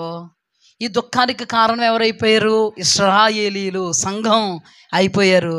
మార్పు రావాలా? చూసారా లేదా? దైవజనుడిని దగ్గర నుండి చూసారు లేదా? చూశారు. ఇప్పుడు ఏమవ్వాలి? వీళ్ళలో మార్పు రావాలా? అంటే దీని అర్థం ఏంటంటే, నువ్వు సీదా ఇలా వెళ్ళాలంటే పక్క చూస్తే ఒక్కటే వేస్తే సెటరేట్ అవ్వాలా? మళ్ళీ సంఖ్యాకాండంలో ఏం జరిగిందంటే, ఇక్కడ కూడా సేమ్ సిచ్యుయేషన్. 14వ అధ్యాయం మనకు తెలుసు. సంఖ్యాకాండంలో వేగు చూడడానికి పంపిస్తే 12 మందిని వేగు చూడడానికి పంపితే 10 మంది బలహీనులు, 2 బలవంతులు. ఇద్దరు స్టేట్మెంట్ బలంగా ఉంది, విశ్వాసంతో ఉంది, దేవుని వాక్యానికి అనుకూలంగా ఉంది, దైవజనుడికి అనుకూలంగా ఉంది, బోధకు అనుకూలంగా ఉంది. ఈ 10 మంది ఎలా ఉన్నారు? బలహీనులై వారి బోధ దేవుని వాక్యానికి, దైవజనుడు వాక్యానికి, దైవజనుడు నడిపింపుకి, దైవజనుడు ఏ పరిధి పెట్టాడో దేవుని ముఖాంతరంగా పరిధికి విరోధమై వాళ్ళ బలవంతులు, వాళ్ళ ఎదుట మనం మిడతల్లో ఉన్నాం, వాళ్ళ మనల్ని వేసేస్తారు, వాళ్ళకి మనం ఆహారం అయిపోవడం ఖాయం, తథ్యం, నిజం, ఇది నెక్కం అన్నారు. సర్వ సమాజం ఏడుపు మొదలెట్టింది. మోషే లేడు, అక్కడ ఉన్నాడు, అయినా మాకు అంత నమ్మకం లేదు. కాలేబు యెహోషువ లేరా? ఉన్నారు, అయినా మాకు నమ్మకం లేదు. మీ నమ్మకం ఎవరి మీద? 10 మంది మీద. ఎవరిని మీరు నమ్ముకున్నారు? 10 మంది మీద. అర్థమైందా? దేవుని కోపం వచ్చిందండి. ఈ చెడ్డ సమాచారం తెచ్చినోళ్ళ మీద కోపం వచ్చింది. చెడ్డ సమాచారాన్ని బట్టి ఎలుగెత్తి ఏడిసిన వాళ్ళ మీద కోపం వచ్చింది. దేవాది దేవుడు వాళ్ళ దగ్గరికి ఏమన్నారు? చాలా హెచ్చరికతో, చాలా కోపంతో, ఎన్నాళ్ళు మీరు నాకు లోబడరు? కొడుతున్నప్పుడు సెటరేట్ అవ్వాలిగా. ఎన్నాళ్ళు మీరు నాకు లోబడరు? ఎన్నాళ్ళు మీరు నన్ను తృణీకరిస్తారో, త్రోసేస్తారో? అక్కడ కూడా మోసేతో అంటాడు, మోసే నిన్ను నేను గొప్ప జనంగా చేస్తాను, నువ్వు చాలు నాకు, నీ సంతతి చాలు నాకు, వీళ్ళందరినీ నాశనం చేసేస్తాను, నువ్వు అడ్లేగు, మొన్నట్లో అడ్డుపడకో, మొన్నట్లో నువ్వు అసలు అడ్డుపడకో, అడ్లే అన్నాడు. అయినా మోసే అడ్డిలిపోయాడు. అందరినీ చెప్పేసి వాడు ఆ తరం విషయంలో ఏమన్నాడో తెలుసా? 40 సంవత్సరాలు ఉంటారు మీరు, తిరిగిన చోటే తిరుగుతారు, నేను ప్రమాణం చేశాను, మీరు ఇంక విశ్రాంతిలో ప్రవేశించు. ఎంతగా అడ్డుపడతారండి. ఇంకా దైవజనుడు అడ్డుపడి ఇంకప్పటికప్పుడే అగ్నిపంపు చంపేయచ్చు. 40 సంవత్సరాలు పెట్టాడు దేవుడు. తిరిగిన చోటే తిరుగుతారు. భయం ఉందా? అదే సంఖ్యాకాండంలో 16 అధ్యాయంలోకి వెళ్ళేటప్పటికి అందులో గుంపు రేగింది, ఒక గుంపు. ఆ గుంపు ఎవరో మనందరికి అర్థమైపోయింది. కొరహు ముగ్గురిని వేసుకుని, ఇంకా కొంతమందిని వందలాది వేసుకుని, ఎవరు పరిశుద్ధుడు? అహరోనేనా యాజకుడు? అసలు దేవుడు ఏర్పాటు చేశారని రాయబడి ఉంది అక్కడ. ఎవడు పడతాడు ఏర్పాటు చేయబడిన వాళ్ళు చూసి వెళ్ళిపోదాం అంటే కుదరదు. ఇక్కడ బాగుంది ఇదేదో బాగుంది అని అనుకుంటే కుదరదు. ఇక్కడ ఐస్ క్రీమ్ తిన్నంత ఈజీ కాదు. ఆడేదో ఐస్ క్రీమ్ తింటున్నాడు, మనం ఆ షాపులోకి వెళ్ళి కొరుక్కు తినేద్దాం, కరిగిపోద్దాం అన్నంత ఈజీ కాదు ఇది. కోరాహులు ఇచ్చాడు, కదుపుతున్నాడు జనాల్ని. నేను అన్నాను తెలుసా, ఒక్క కోతు వనవెల్లా, ఇది చెడి వనవెల్లా చెడుపుతుందంట. ఈ చెడును కోతుతో ఎవరైతే సెట్ అయిపోయారో, ఈ చెడును కోతి ప్లస్ ఈ చెడును కోతుతో సెట్ అయినటువంటి కోతులు ఏమవుతాయి? ఉపమానం అమ్మ నేను చెప్పేది, ఉపమాన అలంకారం, అర్థమైందా? ఏమవుతాయంట? అన్నీ చచ్చిపోతాయి. అన్నిటికీ కూడా చెడే దాపురిస్తుంది, కీడు దాపురిస్తుంది. అయితే ఈ వనం చెడగొట్టడానికి కోతి ఏం చేసింది? కోరాహ అనబడే కోతి. ఈ కోరాహ ఏం చేశాడంటే ముగ్గురు దగ్గరికి వెళ్ళి కదిపాడు. ఎవరిని? ముగ్గురు దగ్గరికి వెళ్ళి కదిపాడు. ఈ ముగ్గురు కొంతమందిని వేసుకున్నారు. వీళ్ళందరూ తిరుగుబాటు చేశారు మోషే మీద, అహరోను మీద. మోషే చాలా బాధపడ్డాడు. మోషేకి ఏం దక్కిందండి? ఏడుపే కదా. సంతోషపడుతున్నాడా? తిరుగుబాటు చేసేస్తుంటే, తిరగబడుతుంటే సంతోషపడ్డా? తిరుగుబాటు చేస్తుంటే సంతోషపడ్డా? దుఃఖమే కదండి. అయ్యయ్యో వీళ్ళందరినీ ఐగుప్తు దేశంలో నుంచి తీసుకొచ్చాను, దేవుడు నన్ను ఇలాగ నడిపించాడు, దేవుడు నిమిత్తమే నేను ఇలా తగ్గించుకున్నాను, ఎంత కష్టమైనా కూడా పడ్డాను, వీళ్ళని కనాను దేశానికి నడిపించడమే నా ఆశ, నా ఆకాంక్ష, నా తృష్ణ, వాళ్ళ మీదే నేను ఆశ పెట్టుకున్నాను, వాళ్ళే నాకు అతిశయం, వాళ్ళే నాకు కిరీటం అని అనుకుని అడ్డుపడుతూ వస్తుంటే వీళ్ళు మొత్తానికి ఇతనికి పైగా నిలబడాలని, ఇతని స్థానంలో నుండి నాయకులుగా ఉండకూడదని, యాజకులుగా ఉండకూడదని, ఆ స్థానాన్ని మేమే ఏం చేయాలి? ఆక్యుపై చేయాలని, ఆక్రమించుకోవాలని ఏం చేశారండి? తిరగబడిపోయారు. అంతవరకు తిట్టారంతే, సమాధులు లేవన్నారంతే, వీళ్ళు మొత్తానికి తిరగేయబడిపోయారు. ఆ స్థానం కోరిక ఇంకా దేవునికి కోపం వచ్చేసింది. దేవుడు అన్నాడు, మీ అందరికీ తెలుసు కదా, దోపార్తులు చేతబట్టుకోండి, రండి, ఎవరు పరిశుద్ధుడో తేలుస్తానని దేవాది దేవుడు వీళ్ళే పరిశుద్ధులనే విషయాన్ని తీర్చాడు. హల్లెలూయా. వీళ్ళే పరిశుద్ధులు అని తేల్చాడు. వీళ్ళని నేను ఏర్పాటు చేసుకున్నాను అని తేల్చి చెప్పాడు. ఎప్పుడైతే తేల్చి చెప్పాడో జరిగింది ఏంటో తెలుసా? దేవాది దేవుడు అంతటితో ఆగలే. మోషే మీరందరూ పక్కకు తప్పుకోండి, కోరహు చేత చెరపబడిన వాళ్ళు, వీళ్ళందరి చేత మీకు తిరుగుబాటు చేసిన వాళ్ళని నేను వెరైటీగా చంపుతాను. ఎలా చంపుతాను? వెరైటీగా చంపుతాను. మీరు అడ్డు లేకండి, మీరు అడ్డు లేకండి. ఏం లేకండి, అడ్డు తొలగించుకోండి. నిద్ర అనే అడ్డుని ఏం చేయాలి, మీరు తొలగించుకోవాలి. తొలగిపోవుగాక అడ్డు ఏం చేయాలి, తొలగించుకోవాలి. ఇప్పుడు మీరు అందరూ అడ్డు తొలగండి. తొలగిన తర్వాత దేవుడు ఏం చేశాడు తెలుసా? భూమికి ఆజ్ఞాపించాడు. భూమి నెరవిడిచింది. ఓ మాటలో చెప్పాలంటే నోరు తెరిచింది, సజీవులుగా మింగేసిందండి. సజీవులుగా మింగేసింది. ఈ దోపార్తుల చేతుల్లో పట్టుకున్న వందలాది మందిని సజీవులుగా మింగేస్తే ఇశ్రాయేలుకి పిచ్చెక్కిపోయింది. పిచ్చెక్కిపోయింది ఇశ్రాయేలుకి. పిచ్చెక్కిపోయి వాళ్ళు అంటారు, ఇంకా మామూలుగా లేదు, అంతవరకు దేవుడు చేశాడా, వీళ్ళు ఏదో దేవుడిని చెయ్యి చంపే అని ప్రేరేపించినట్టు. ఆ పర్దాలు ఇలాగే ఉంటాయి కదండి. కొంతమంది జరిగింది చూస్తున్నా కూడా అవగాహన రాహిత్యంగా ప్రవర్తిస్తూ ఉంటారు. వాళ్ళు ఉన్నది ఉన్నట్టుగా జరిగింది ఏం చేశారు, జరిగింది చూశారు. జరిగింది చూసినా కూడా అర్థం చేసుకోగలిగారా? అయ్యో వీళ్ళు అభిషక్తులకి విరోధంగా లేచారు, దేవుని ఏర్పాటుకి విరోధంగా లేచారు, అందుకే దేవుడు న్యాయాధిపతి. ఏం చేశాడు దేవుడు, ఏం చేశాడు దేవుడు, ఏం చేశాడమ్మా దేవుడు, ఏం చేశాడు చెప్పాలి.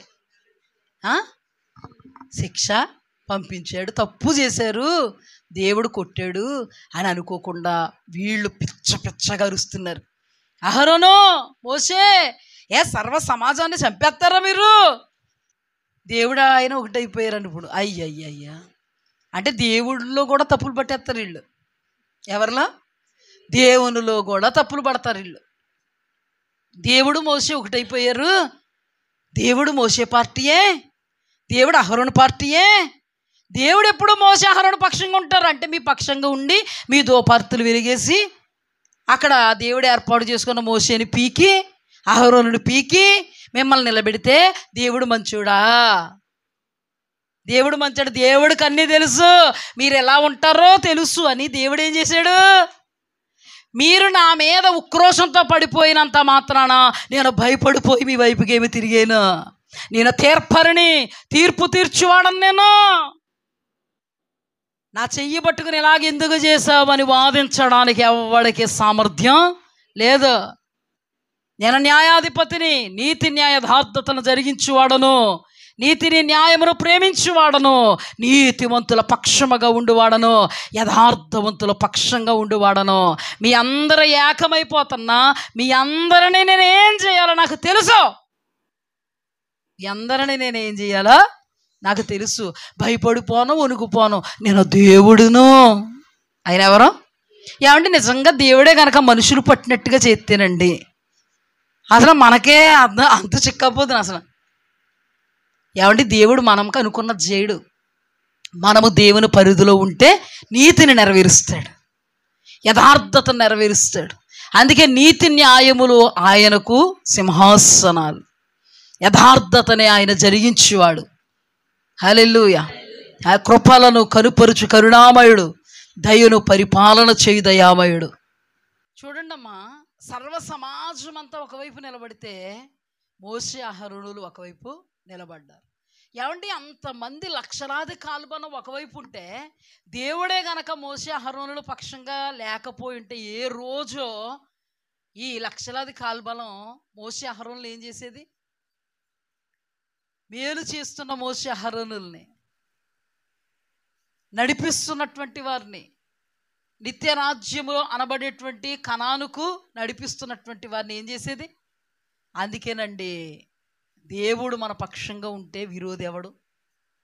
దేవుడు మన పక్షంగా ఉంటే విరోధి ఎవడు? అంత ఏకమైపోయినా దేవుడే కనుక మన పక్షంగా ఉంటే మన కనుగుడ్డును కూడా ముట్టలేడు, మనల్ని ముట్టలేడంతే. మనల్ని ముట్టువాడు దేవుని కనుగుడ్డును ముట్టువాడు. ఎంతమంది ధాటిగా మాట్లాడుతుంటే దేవాది దేవుడు న్యాయాధిపతి కాబట్టి మెజారిటీ పక్షంగా లేడండి. మెజారిటీ లేకపోయినా నీతిని నమ్ముకున్న వాళ్ళ పక్షంగా, దేవుణ్ణి చూస్తున్న వాళ్ళ పక్షంగా ఉన్నారు. అంతమందిని దేవాది దేవుడు భూమికి ఆజ్ఞాపిస్తే భూమి నోరు తెరిచి నెర విడిచి మింగేస్తే చూస్తున్నదంతా చూస్తున్నారండి. ఏం జరుగుతుందో చూస్తున్నారో, జనాలంతా ఎలాగ ఏకమైపోయారో చూస్తున్నారో, దేవుడు పక్షంగా ఎవరున్నారో ఎవరు లేరో చూస్తున్నారో, న్యాయాధిపతి అయినటువంటి దేవుడు న్యాయం జరిగించాడనే విషయం కూడా తెలుసు. కానీ అది నోరో తాటి పట్టో నాకు తెలియదు. కానీ ఏమని మాట్లాడుతున్నారు? భయం ఉందండి వీళ్ళకి, అసలు భక్తి ఉందా? ఓయ్ మోషే అహరోనులారా, మీరేమనుకుంటున్నారు? మా సర్వ సమాజాన్ని నాశనం చేయడానికి వచ్చారా?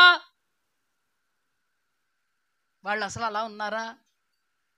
కొన్ని సందర్భాల్లో చూసిందే మనం అపార్థాలు చేసుకుంటూ ఉంటాం. కానీ దేవుడే గనక వాళ్ళ పక్షంగా లేకపోతే వాళ్ళని అర్థం చేసుకున్న వాళ్ళు ఇంకెవరు?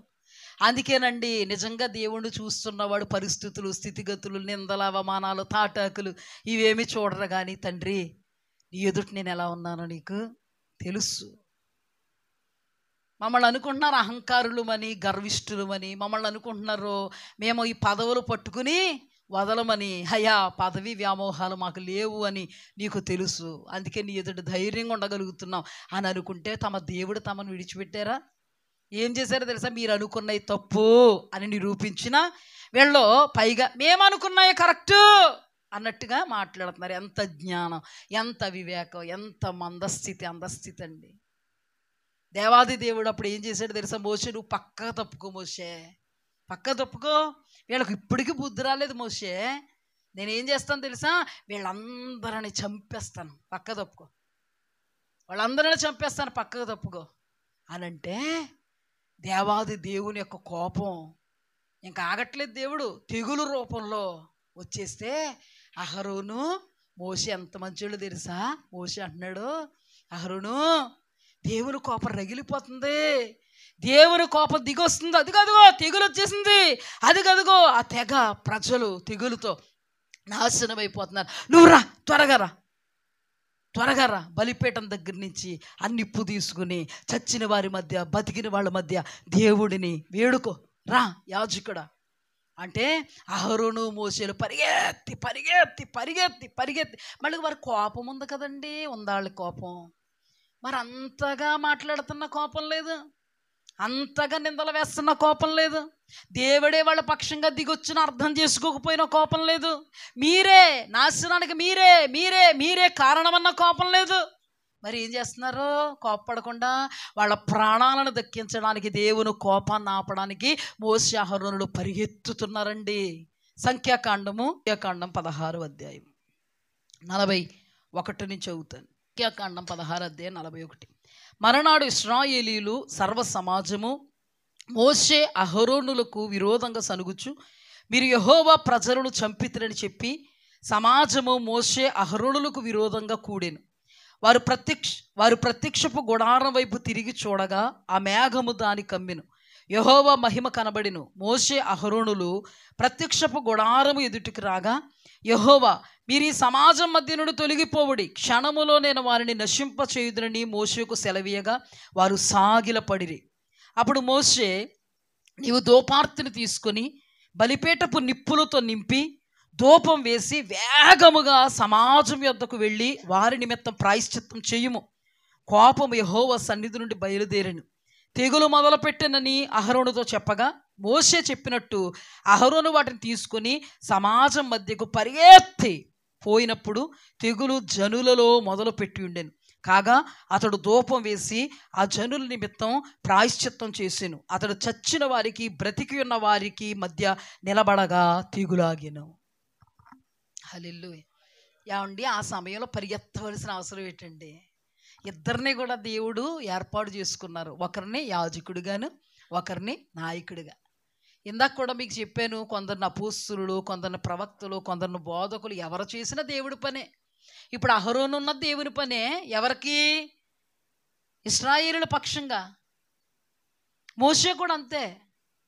కానీ ఇద్దరు కూడా అటువంటి సిచ్యుయేషన్లో కూడా మీరే సర్వ సమాజాన్ని చంపారు, యెహోవా ప్రజలం మేము, మమ్మల్ని చంపారు అంటుంటే కూడా దేవుడు కోపం వాళ్ళ మీదకి దిగి తెగులు రూపంలో ఒక్కొక్కడు చచ్చిపోతుంటే వీళ్ళకి ఏం పట్టిందండి?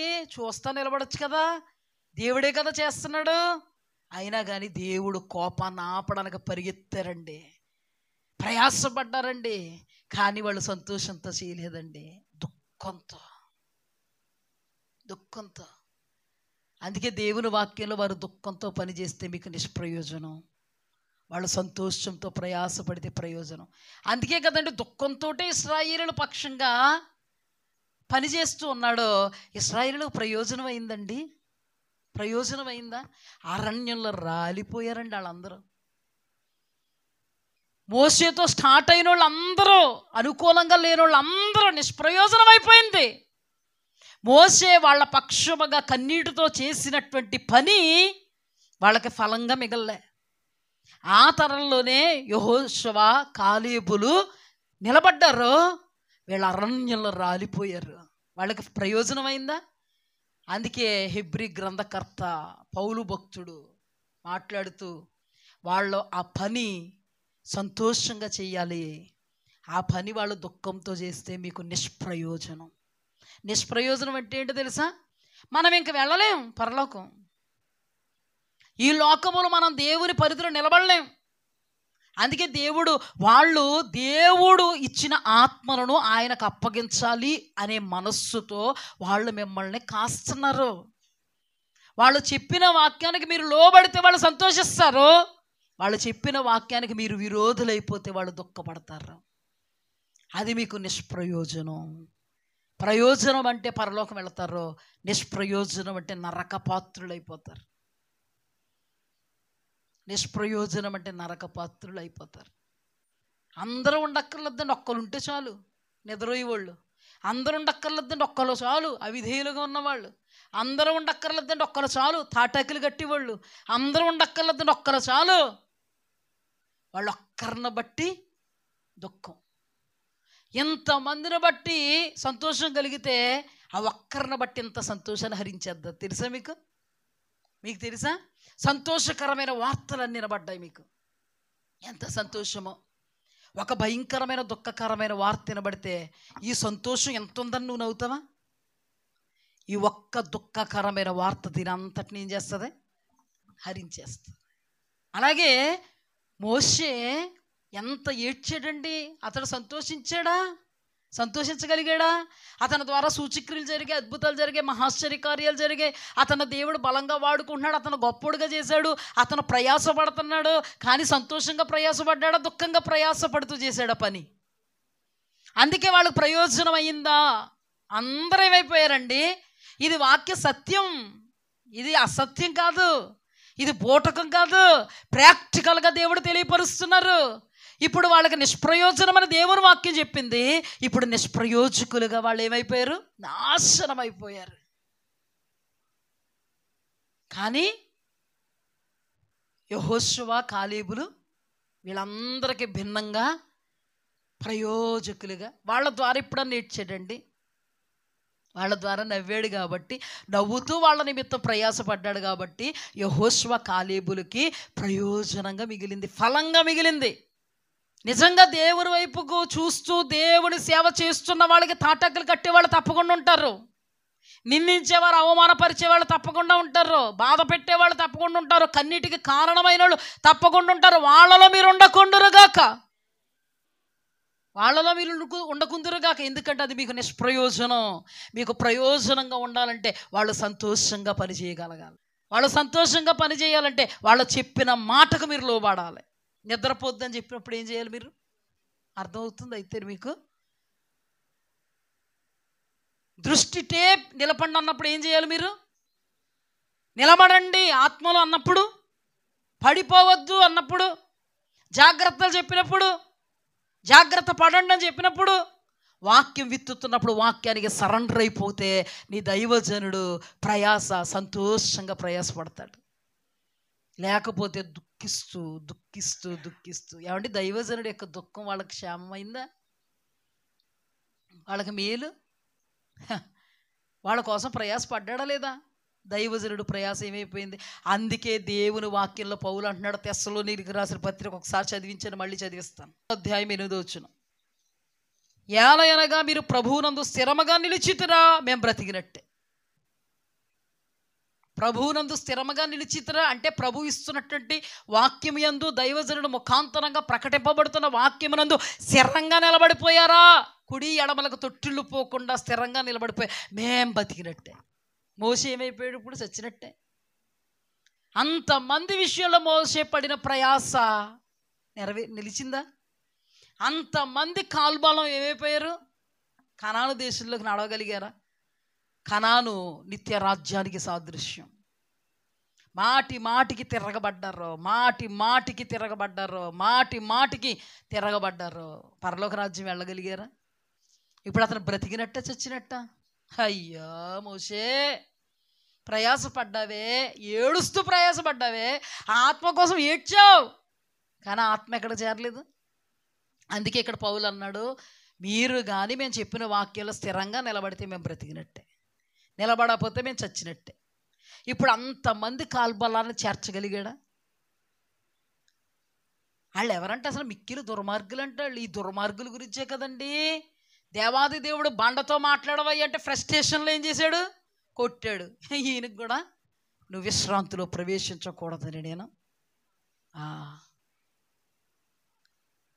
చూడండి ఎంత ప్రయాసపడ్డాడో. అతని ప్రయాస ఏమైంది? నిష్ఫలం. అతని ప్రయాసకి రెండు ఆత్మలు కనానికి చేరాయి. అంతవరకు దేవుడు మోషేని నిలబెట్టుకున్నాడు, కానీ మోషే ప్రయాసపడ్డాడు, కానీ అతని ప్రయాసకి దక్కలే. ఈ రోజున నేను చెప్తున్నాను, దైవజనుడు ఏర్పాటు చేసుకున్నాడంటే, దైవజనుడిని దేవుడు ఏర్పాటు చేసుకున్నాడంటే ఏ కష్టము ఉండదు దైవజనుడికి. అబ్బా అని అనుకుంటారు. ఇప్పుడు దేవుడు దైవజనుడి యొక్క ప్రయాసను మన ముందు పెట్టాడు. అందుకే తెస్సలోనికీయులకు రాసిన పత్రికలో అదే పౌలు గారు ఏమన్నారు? మీ యందు ప్రయాస పడుతున్నారు వాళ్ళు. దైవజనుని యొక్క ప్రయాస ఎంత ఉంది?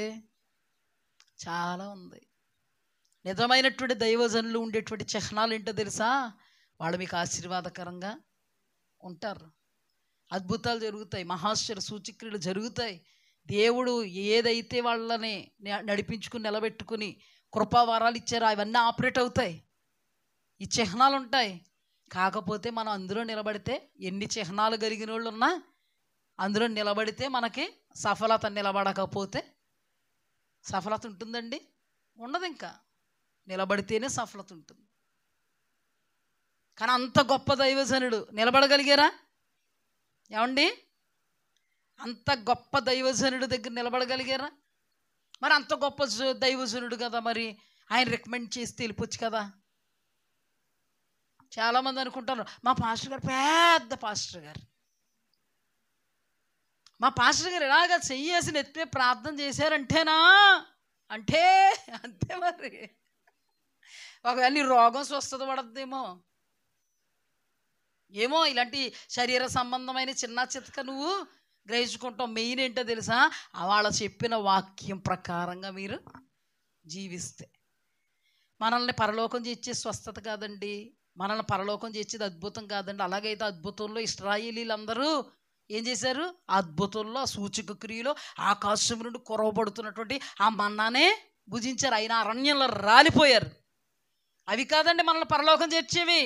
నీ ఆశీర్వాదం కాదు, నీ దీవెన కాదు, లేదా నీకు దేవుడు నిన్ను కరుణించి భక్తుడా నిన్ను నేను స్వస్థపరిచారు, అది కాదు. ఆయన పొందిన గాయాల నీకు స్వస్థత ఉంది, ఖచ్చితంగా ప్రభు ఇస్తారు. స్వస్థత కాదు, విడుదల కాదు, మరేదో కాదండి. అద్భుతాల్లోనే నడిచారు ఇశ్రాయేలీలు అందరూ. అద్భుతమైన ఆ లోకంలో నిలబడలేకపోయారు. దైవజనుడు ఎంత గొప్పోడా కాదు, నువ్వు ఎంతగా దేవుని వాక్యాన్ని వింటున్నావా, దేవుని వాక్యాలు నిలబడుతున్నావా? ఇప్పుడు చూడండి వాళ్ళ ప్రయాస ఎంత ప్రయాస అండి. దైవజనుడి ప్రయాస అర్థమైందా మీకు? ఎప్పుడైతే దేవుడు పిలిచాడో డే 1 మొదలుకొని వాళ్ళకి ప్రయాసే. ఆ ప్రయాసలో మీరు మళ్ళీ కన్నీటి గాథలను నిలుపుతే అది ఇంకా మరీ ప్రయాస. దైవజనుడు కన్నీటికి కారణం ఎవరయ్యారు? ఇశ్రాయేలీలు. పౌలు అంటున్నాడు, మీరు వాక్యంలో స్థిరపడ్డారా మేము బ్రతికినట్టే. మీరు వాక్యమును మీరి హద్దులు దాటి ప్రవర్తించారా మేము చచ్చినట్టే. ఇంకా చాలా వాక్యం ఉందమ్మా, వచ్చే వారం చెప్పుకుందాం. చాలా వాక్యం ఉంది, ఇంకా వచ్చే వారం ధ్యానం చేసుకుందాం. చివరగా మన మీద నాయకుల్ని దేవుడు ఏర్పాటు చేశాడు. దేవుడు ఏర్పాటు. మనల్ని మనమే ఎవరిని పడితే ఆయా వాళ్ళని నాయకులుగా పెట్టుకోకూడదు. ఈ పాయింట్ గుర్తొచ్చిందా మీకు? గుర్తొచ్చింది. ఇక్కడ ఎరడోని క్యాంపు సంఘం ఓకే, దేవుడు కనుసైగల్లో లేరా? దేవుడు నాయకుల్ని ఏర్పాటు చేయరా? చేస్తారా చేయరా? మాకు ఈ నాయకుడు వద్దు, ఎవడ పడితే వాడు కావాలి, ఎవరు పడితే వాళ్ళు కావాలి, మేము పెట్టుకుంటాం, మా నెత్తి మీద ఎక్కించుకుంటాం అన్నారనుకో, అది కరెక్టా? చెప్పండి. అప్పుడు మీరు దైవజనుడు చూస్తూ నడుస్తున్నట్ట, దైవజనుడు వాక్యంలో ఉన్నట్ట? మీకు నాయకులు ఇష్టం వచ్చిన వాళ్ళు కావాలా, దేవుడు పెట్టిన వాళ్ళు కావాలా? మరి ఇప్పుడు ఇష్టం వచ్చిన వాళ్ళు పెట్టుకుంటే ఏమవుద్దో తెలుసా? కలిపి చెరుపుడు బోధకుల్ని పోగు చేసుకున్న వాళ్ళు అవుతారు. చెవులు దురదెక్కంట. నా మాట కాదండి బాబు, ఈ మాట వాడుతుంటే కొంచెం ఏదోలా ఉంది. బైబిల్ లాంగ్వేజే వాడతాను నేను. బైబిల్లో లేనిది ఏది వాడను. బోడుగుండు అయిపోద్ది, అది కూడా బైబిలే కదా. సమురుగుండు లేదంతే బైబిల్లో, బోడుగుండు ఉంది. ప్రభు ఏమన్నారు? మనుష్యులు హితోపదేశమును ఏం చేయలేక, అంగీకరించక, హితవాక్యాలని అంగీకరించక, ఆరోగ్యవంతమైన బోధను అంగీకరించక, సుబోధను సద్బోధను అంగీకరించక, మనుషులు దురద చెవులు గలవారై కల్పనా కథలకు మళ్ళు కాలం వచ్చేసింది. వస్తుంది కాదు, వచ్చేసింది. ఎవరిని పోగు చేసుకుంటారంట? వీళ్ళు కలిపి చెరుపుతారంట. అక్కడే అర్థమైపోయింది. మీరు నాయకుల్ని ఏర్పాటు చేసుకున్నారంటే మీ నాయకులు ఎవరు? కలిపి చెరిపి నాయకులే. నువ్వు ఏర్పాటు చేసుకున్నట్టు సైతాని క్రియ ఖచ్చితంగా సీదాగా సైతాన్ దగ్గరికి నడుపుతాడు. ఖచ్చితంగానా? ఇది నాశనానికి. అందుకే దేవుడు ఏర్పాటు చేస్తాడని ఉంది ఇక్కడ. నీకెవరిని ఏర్పాటు చేయాలో దేవునికి తెలిసి ఏర్పాటు చేశాడు. హల్లెలూయా. ఆ ఏర్పాటులో ఉండడం క్షేమం. నువ్వు వాళ్ళు చెప్పింది వినడం క్షేమం. వాళ్ళు చెప్పుతుంటే నువ్వేమో పక్కకి వెళ్తావు, నువ్వేమో పెత్తనాలు చేస్తావు. పెత్తనాలు చేస్తే సురకేస్తారు, సురకెత్తే పారిపోతావు. నాకు వేరే నాయకులు కావాలనుకుంటే నీకు నష్టమా లాభమా? ప్రాక్టికల్గా ఆలోచించండి అమ్మా. నేను చెప్పక్కర్లేకుండా వాక్యం అర్థమైపోతుంది మీకు, నాకంటే ముందు అర్థమైపోతుంది కదా. ఇప్పుడు చెప్పండి, ఎవరిని ఏర్పాటు చేశారో ఆ ఏర్పాటులో ఉండుట క్షేమం. కొడుతున్నారంటే ఊరికే కొట్టరని అర్థమైంది మనకి. పక్కకు వెళితే కొడతారు, అది మన మంచికే. కొట్టినా కూడా నువ్వు లోయలో పడిపోతావు. అప్పుడు వీపు చెట్టుని అయిపోద్ది. ఎక్కడ పడితే అక్కడ రక్తాలు వచ్చేస్తాయి. స్పిరిట్ వెయ్యాలి, అది ఇంకా కష్టం. ఈ కష్టాన్నే తారుకోలేకపోదాం అనుకుంటున్నా, ఆ కష్టం పడతావు నువ్వు. అందుకే నువ్వు దురద చెవులు గల దానివై కల్పనా కథల వైపుకు మళ్ళు దానివై ముందే వెళ్ళిపోతావు. పురుషులైనా స్త్రీలైనా ఇలాంటి వాళ్ళు ముందే మాకు నాయకులు కావాలా అంటారు. వీళ్ళు దేవుడికి అప్పుడు ఏమవుద్ది? అక్కడ వదిలిపడేస్తాడు. అందుకేనండి దైవజనుడు ప్రయాసను దేవుడు తెలియపరిచాడు మనకి. దైవజనుడిని దేవుడు వాడుకున్నంత మాత్రాన దైవజనుడికి ప్రయాస లేదని కాదు. అందుకే పౌలు భక్తుడు గురించి ఏమని మాట్లాడుతున్నాడో, నా నిమిత్తము శ్రమ పడుటకు నేను ఏర్పాటు చేసుకున్న సాధనం. 2 కొరింథీయుల పత్రికలు ఎన్ని శ్రమలండి, ఎన్ని శ్రమలో. అందుకే కదా సంసోన్ని దేవుడు ఏర్పాటు చేసుకుంటే, సంసోన్ని దేవుడు ఏర్పాటు చేసుకున్నందుకు సంసోనికి ఏ ప్రయాస లేదనుకుంటున్నారా? నక్కలను పట్టుకోవడం ప్రయాస, దివిటీలు కట్టడం ప్రయాస లేదనుకుంటున్నారు. పచ్చి గాడిద దవడ ఎముకతో దేవుడు వాడుకున్నాడు కాబట్టి చంపేశాడు అనుకుంటున్నారా? పచ్చి గాడిద దవడ ఎముక పట్టుకోవడం ఎంత ప్రయాస. చివరకు 1000 మందిని చంపేసిన తర్వాత చచ్చిలా పడిపోయాడు. తెలుసో లేదో మీకు? వచ్చే వారం చెప్తాను. చచ్చేలా పడిపోయాడు. అయ్యా, ఎంత గొప్ప రక్షణ ఫిలిస్తీన్ల చేతుల్లో నుండి ఇశ్రాయేలీయులమైన మాకు నా ద్వారా ఇచ్చావే, ఇప్పుడు నేను నీళ్లు లేక దప్పికతో చచ్చిపోయేలాగా ఉన్నాను. ఎంత బ్రతికి నీ నిమిత్తము ఇంత సేవ చేసిన నేను ఫిలిస్తీన్ల చేతుల్లో చచ్చిపోవడమా? కనికరంతో నన్ను జ్ఞాపకం చేసుకు అన్నాడు. అప్పుడు దేవాది దేవుడు లోయను చీల్చి నీళ్ళిచ్చి అతను బ్రతికిస్తే బ్రతికి బట్టగట్టాడు. ప్రయాస కదా. దైవజనుడు ప్రయాసను గుర్తించు. అందుకే దైవజనుడు చెప్పిన వాక్యానికి లోబడు. ఇందాక నిన్ను సంఘములోనికి చేర్చడానికి దేవుడు ఎంత ప్రయాసపడ్డాడో, ఆ సంఘములో ఉన్న నిన్ను నిత్య రాజ్యానికి చేర్చడానికి దైవజనుడు ప్రయాస అంత గొప్ప ప్రయాస. ఆ దేవదేవుని యొక్క శ్రమల్లో పాలిభాగస్తుడు దైవజనుడు. ఆ దేవదేవుడిని చూసుకుంటూ కష్టమైన, నష్టమైన, ఇరుకైన, ఇబ్బంది అయిన, వ్యాధైన, బాధ అయిన, నిందన, శోధనైన, తాటాకులైనా దేనినైనా ఎదుర్కొని దేవుని ఎదుట యథార్థంగా మిమ్మల్ని నిలబెట్టడానికి కష్టమైన కన్నీళ్ళైనా, మీరెన్ని మాటలు మాట్లాడుతున్నా, ప్రతిదీ వినబడుతున్నా, మీ వైఖరి, మీ యాటిట్యూడ్ అంతా తెలిసిపోతున్నా, ఏమీ తెలియలేనట్టుగా, ఏమీ జరగలేనట్టుగా మా బిడ్డలు అనుకుంటూ దేవుని ఎదుట మీ నిమిత్తము ఆయన పాదాలు పట్టుకుంటున్నాం. ఖచ్చితంగా దైవజనుడి యొక్క ప్రయాసను నువ్వు గుర్తించాలి, ఆయన కష్టాన్ని నువ్వు గుర్తించాలి. కుటుంబ పరిస్థితులు లేవా? మన కుటుంబాలు ఉన్న కింద మీద పడిపోతాం కుటుంబాన్ని చూడడానికి. ఎంత పెద్ద కుటుంబాన్ని చూడాలి, కుటుంబాన్ని చూసుకోవాలి. ఎంత పెద్ద కుటుంబాన్ని చూడాలి, కుటుంబాన్ని చూసుకోవాలి. ఇంత పెద్ద కుటుంబాన్ని చూడడానికి దేవుడి వైపే చూడాలి, తన కుటుంబాన్ని చూసుకోవడానికి దేవుడి వైపు చూడాలి. దేవుడి వైపు చూస్తాడు కాబట్టి దేవుడు చూస్తాడు దైవజనుడిని. విశ్వాసులేమో ఏం చేస్తారంటే, కొందరు, అందరూ కాదు, దైవజనుడు దేవుడిని చూస్తుంటే విశ్వాసులు దైవజనుడిని చూస్తారు. ఎందుకు చూస్తారు? దైవజనుడిని మాదిరిగా తీసుకుందాం చూడరు, దైవజనుడు ప్రార్థన మాదిరిగా తీసుకుందాం చూడరు, దైవజనుడి యొక్క ధ్యానాన్ని మాదిరిగా తీసుకుందాం చూడ్డు, దైవజనుడి యొక్క లక్ష్యాన్ని, సంకల్పాన్ని మాదిరిగా తీసుకుందాం చూడ్డు, సంఘం పట్ల దైవజనుడు పడుతున్న ప్రయాసను మాదిరిగా తీసుకుందామని చూడరు, అహరోను హూరులాగా చేతులు పైకిద్దామని చూడరు. దైవజనుడు ఎలాగున్నాడు? ఏ బట్ట కడుతున్నాడు దైవజనుడు, ఏ కారులో తిరుగుతున్నాడు దైవజనుడు, ఇల్లు ఎలా ఉంది, వాకిళ్ళు ఎలా ఉన్నాయి, బాగానే ఉన్నాడు, పర్లేదు, బాగానే ఉన్నాడు. ఈ మధ్య ఏ మాదిరిగా తీసుకుంటాం అంటే అలాగైపోవాలా, ఇలాగుండిపోవాలా, అంతేగాని ఆ ప్రయాస వద్దు నీకు. ప్రార్థన చేయడం వద్దు, ఆయనతో పాటు ఉపవాసాలు ఉండడం వద్దు, ఆయన చెప్పిన మాటకు లోబడడం వద్దు. ఏం చూస్తున్నారండి ఈ రోజున? ఎంతవరకు ఇలాగొచ్చాడు కానీ దైవజనుడు ఇప్పుడు బాగానే అన్నాడు, పర్లేదు, బాగానే అన్నాడు. ఇదా నువ్వు చూడాల్సింది? నేను కూడా అలాగే అయిపోవాలా, ఇదా నువ్వు చూడాల్సింది? ఆ ప్రయాసను చూడు, బాగుపడతావు. ఆ కష్టాన్ని చూడు, బాగుపడతావు. శ్రమను చూడు, బాగుపడతావు. ఓర్పును చూడు, బాగుపడతావు. దేవుని వైపుకు తిరిగి ఆయనని శరణ్యంగా భావించినటువంటి ఆ స్థితిని చూడు, బాగుపడతావు. చూడాల్సినవి చూడు, చూడకూడని చూస్తావు. అందుకే మోసేను చూడాల్సినవి చూడలేదు కానీ కూషు స్త్రీని పెళ్లి చేసుకున్నాడు కదా అన్నారు. దేవుడు ఎక్కడ పెట్టాలో అక్కడ ఇట్టేసాడు. అందుకే మోసేని ఆ ప్రయాసం చూడలేదు, నాయకత్వాన్ని చూశారు. ఎక్కడ పెట్టాలో అక్కడ పెట్టేశాడు, ఎక్కడ పెట్టాలో అక్కడ పెట్టేశాడు దేవుడు. నాయకత్వాన్ని చూసిన వాళ్ళు పెట్టేశాడు. కూషు స్త్రీని పెళ్లి చేసుకున్నావు కదా అన్నవాళ్ళు పెట్టేశాడు. మరి అలా ఉంటే పెట్టడా? నిన్ను మాత్రం ఆయన చూస్తుంటే ఆయన స్థానంలో పెట్టేయాలనుకుంటావు నువ్వు. ఆయన సాలువాలు కప్పుతుంటా. ఓహో, ఆ ప్రయాస ఎంత ఉందో తెలుసండి. ఈరోజు నా దేవాది దేవుడు తండ్రి యొక్క కుడిపార్శ్వమున కూర్చొని నీ కొరకు, నా కొరకు విజ్ఞాపన చేస్తున్నారంటే నువ్వు అది చూస్తున్నావేమో, దాని వెనకతల చాలా ప్రయాసం ఉంది. ఈ రోజున కనబడుతున్న దాన్నే చూస్తున్నారు కానీ వెనక పడినటువంటి ప్రయాసను చూడడం లేదు. ఆ ప్రయాసను చూస్తున్నది దేవుడు కాబట్టి దైవజనుని విడవలేదు.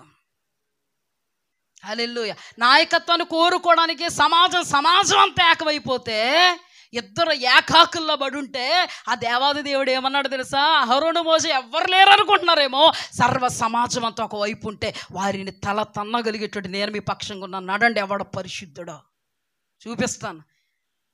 బాదుకుంటా వెళ్ళారు గుండ్లు, పరిశుద్ధులు అని. ఎక్కడా లేదు పరిశుద్ధం, అక్కడ అంతా శుద్ధే.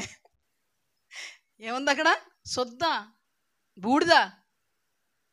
అందరూ జోగులే, జోగి రాసుకుంటే బూడిదే రాలేదు, బూడిదైపోయారు లాస్ట్కి. వద్దండి, ఏది చూడమని చెప్పాడు దాన్నే చూడండి, దేన్ని వెంబడించమని చెప్పాడో దాన్ని వెంబడించండి, ఏ ఒడంబడికనిచ్చాడో దానిలో నిలబడండి, స్థిరపరచబడండి, బాగుపడతారు. దేవునికి స్తుతి కలుగుగాక. మీకు నాయకులుగా ఉన్న వారిని మీరు అమితంగా ప్రేమించి మిక్కిలి ఘనంగా ఎంచండి. వాళ్ళు చేస్తున్న పనిని బట్టి, హల్లెలూయా, వాళ్ళు చేస్తున్న పనిని బట్టి ఘనంగా ఎంచండి. వాళ్ళ ప్రయాసను బట్టి వాళ్ళని ఘనంగా ఎంచండి. వారి కన్నీటిని బట్టి వాళ్ళని ఘనంగా ఎంచండి. మీకును వారికి మధ్యవర్తులుగా నిలబడి దేవుని కోపాన్ని ఆపినటువంటి వారిని ప్రేమించి వారి పనిని ఘనంగా ఎంచండి, బాగుపడతారు. నిష్ప్రయోజకులు ఎవరో ప్రయోజకులు అవుతారు, నిష్ఫలులు ఎవరో ఫలవంతంగా మార్చబడతారు. సంకల్పంతో ఉందాం, పట్టుదలతో ఉందాం. ప్రభు ఎందుకు మాట్లాడుతున్నారో నాకు అంటూ తెలియదు, మనుష్యులు మాత్రమే. కానీ ఎందుకు మాట్లాడుతున్నారో తెలియకుండా ఏమీ దేవుడు మాట్లాడలే. చూడండి, ఎప్పుడు చురకపడద్దే? మనం పక్కకు తప్పుకున్నప్పుడే. చురక పడుతున్నప్పుడు సెటరేట్ అయిపోతే స్పిరిట్ వేయించుకోవాల్సినటువంటి అవసరం లేదు, బెడ్ మీదకి వెళ్ళవలసిన అవసరం లేదు. అందుకే మన జీవితంలో దేవుడు ఎందుకు మాట్లాడుతున్నారో, మన మేలు కోరి మాట్లాడుతున్నారు, మన క్షేమాన్ని కోరి మాట్లాడుతున్నారు, మన ఆత్మ సంబంధమైనటువంటి అభివృద్ధిని కోరి మాట్లాడుతున్నారు, నిత్య రాజ్య మహిమలో నిలబడాలి అనేటువంటి ఆకాంక్షతో ప్రభు మనతో మాట్లాడుతున్నారు. అందుకే దేవుడు పరిశుద్ధులుగా పిలువబడిన మీరు సంపూర్ణులగుటకు మీ మీద నాయకుల్ని ఏర్పాటు చేశాడు. ఆ నాయకులు దుఃఖంతో పని చేయనివ్వద్దు, సంతోషముతో పని చేశారా మీరు సఫలులవుతారు. దుఃఖముతో వాళ్ళు పని చేశారా నిష్ఫలులు అవుతారు. వచ్చే వారం మిగతా భాగాన్ని అధ్యయనం చేసుకుందాం. ఇట్టి కృపలో దేవాది దేవుడు, ఇట్టి మెలకువల్లో దేవాది దేవుడు మనల్ని నడిపించునుగాక. ఆమేన్.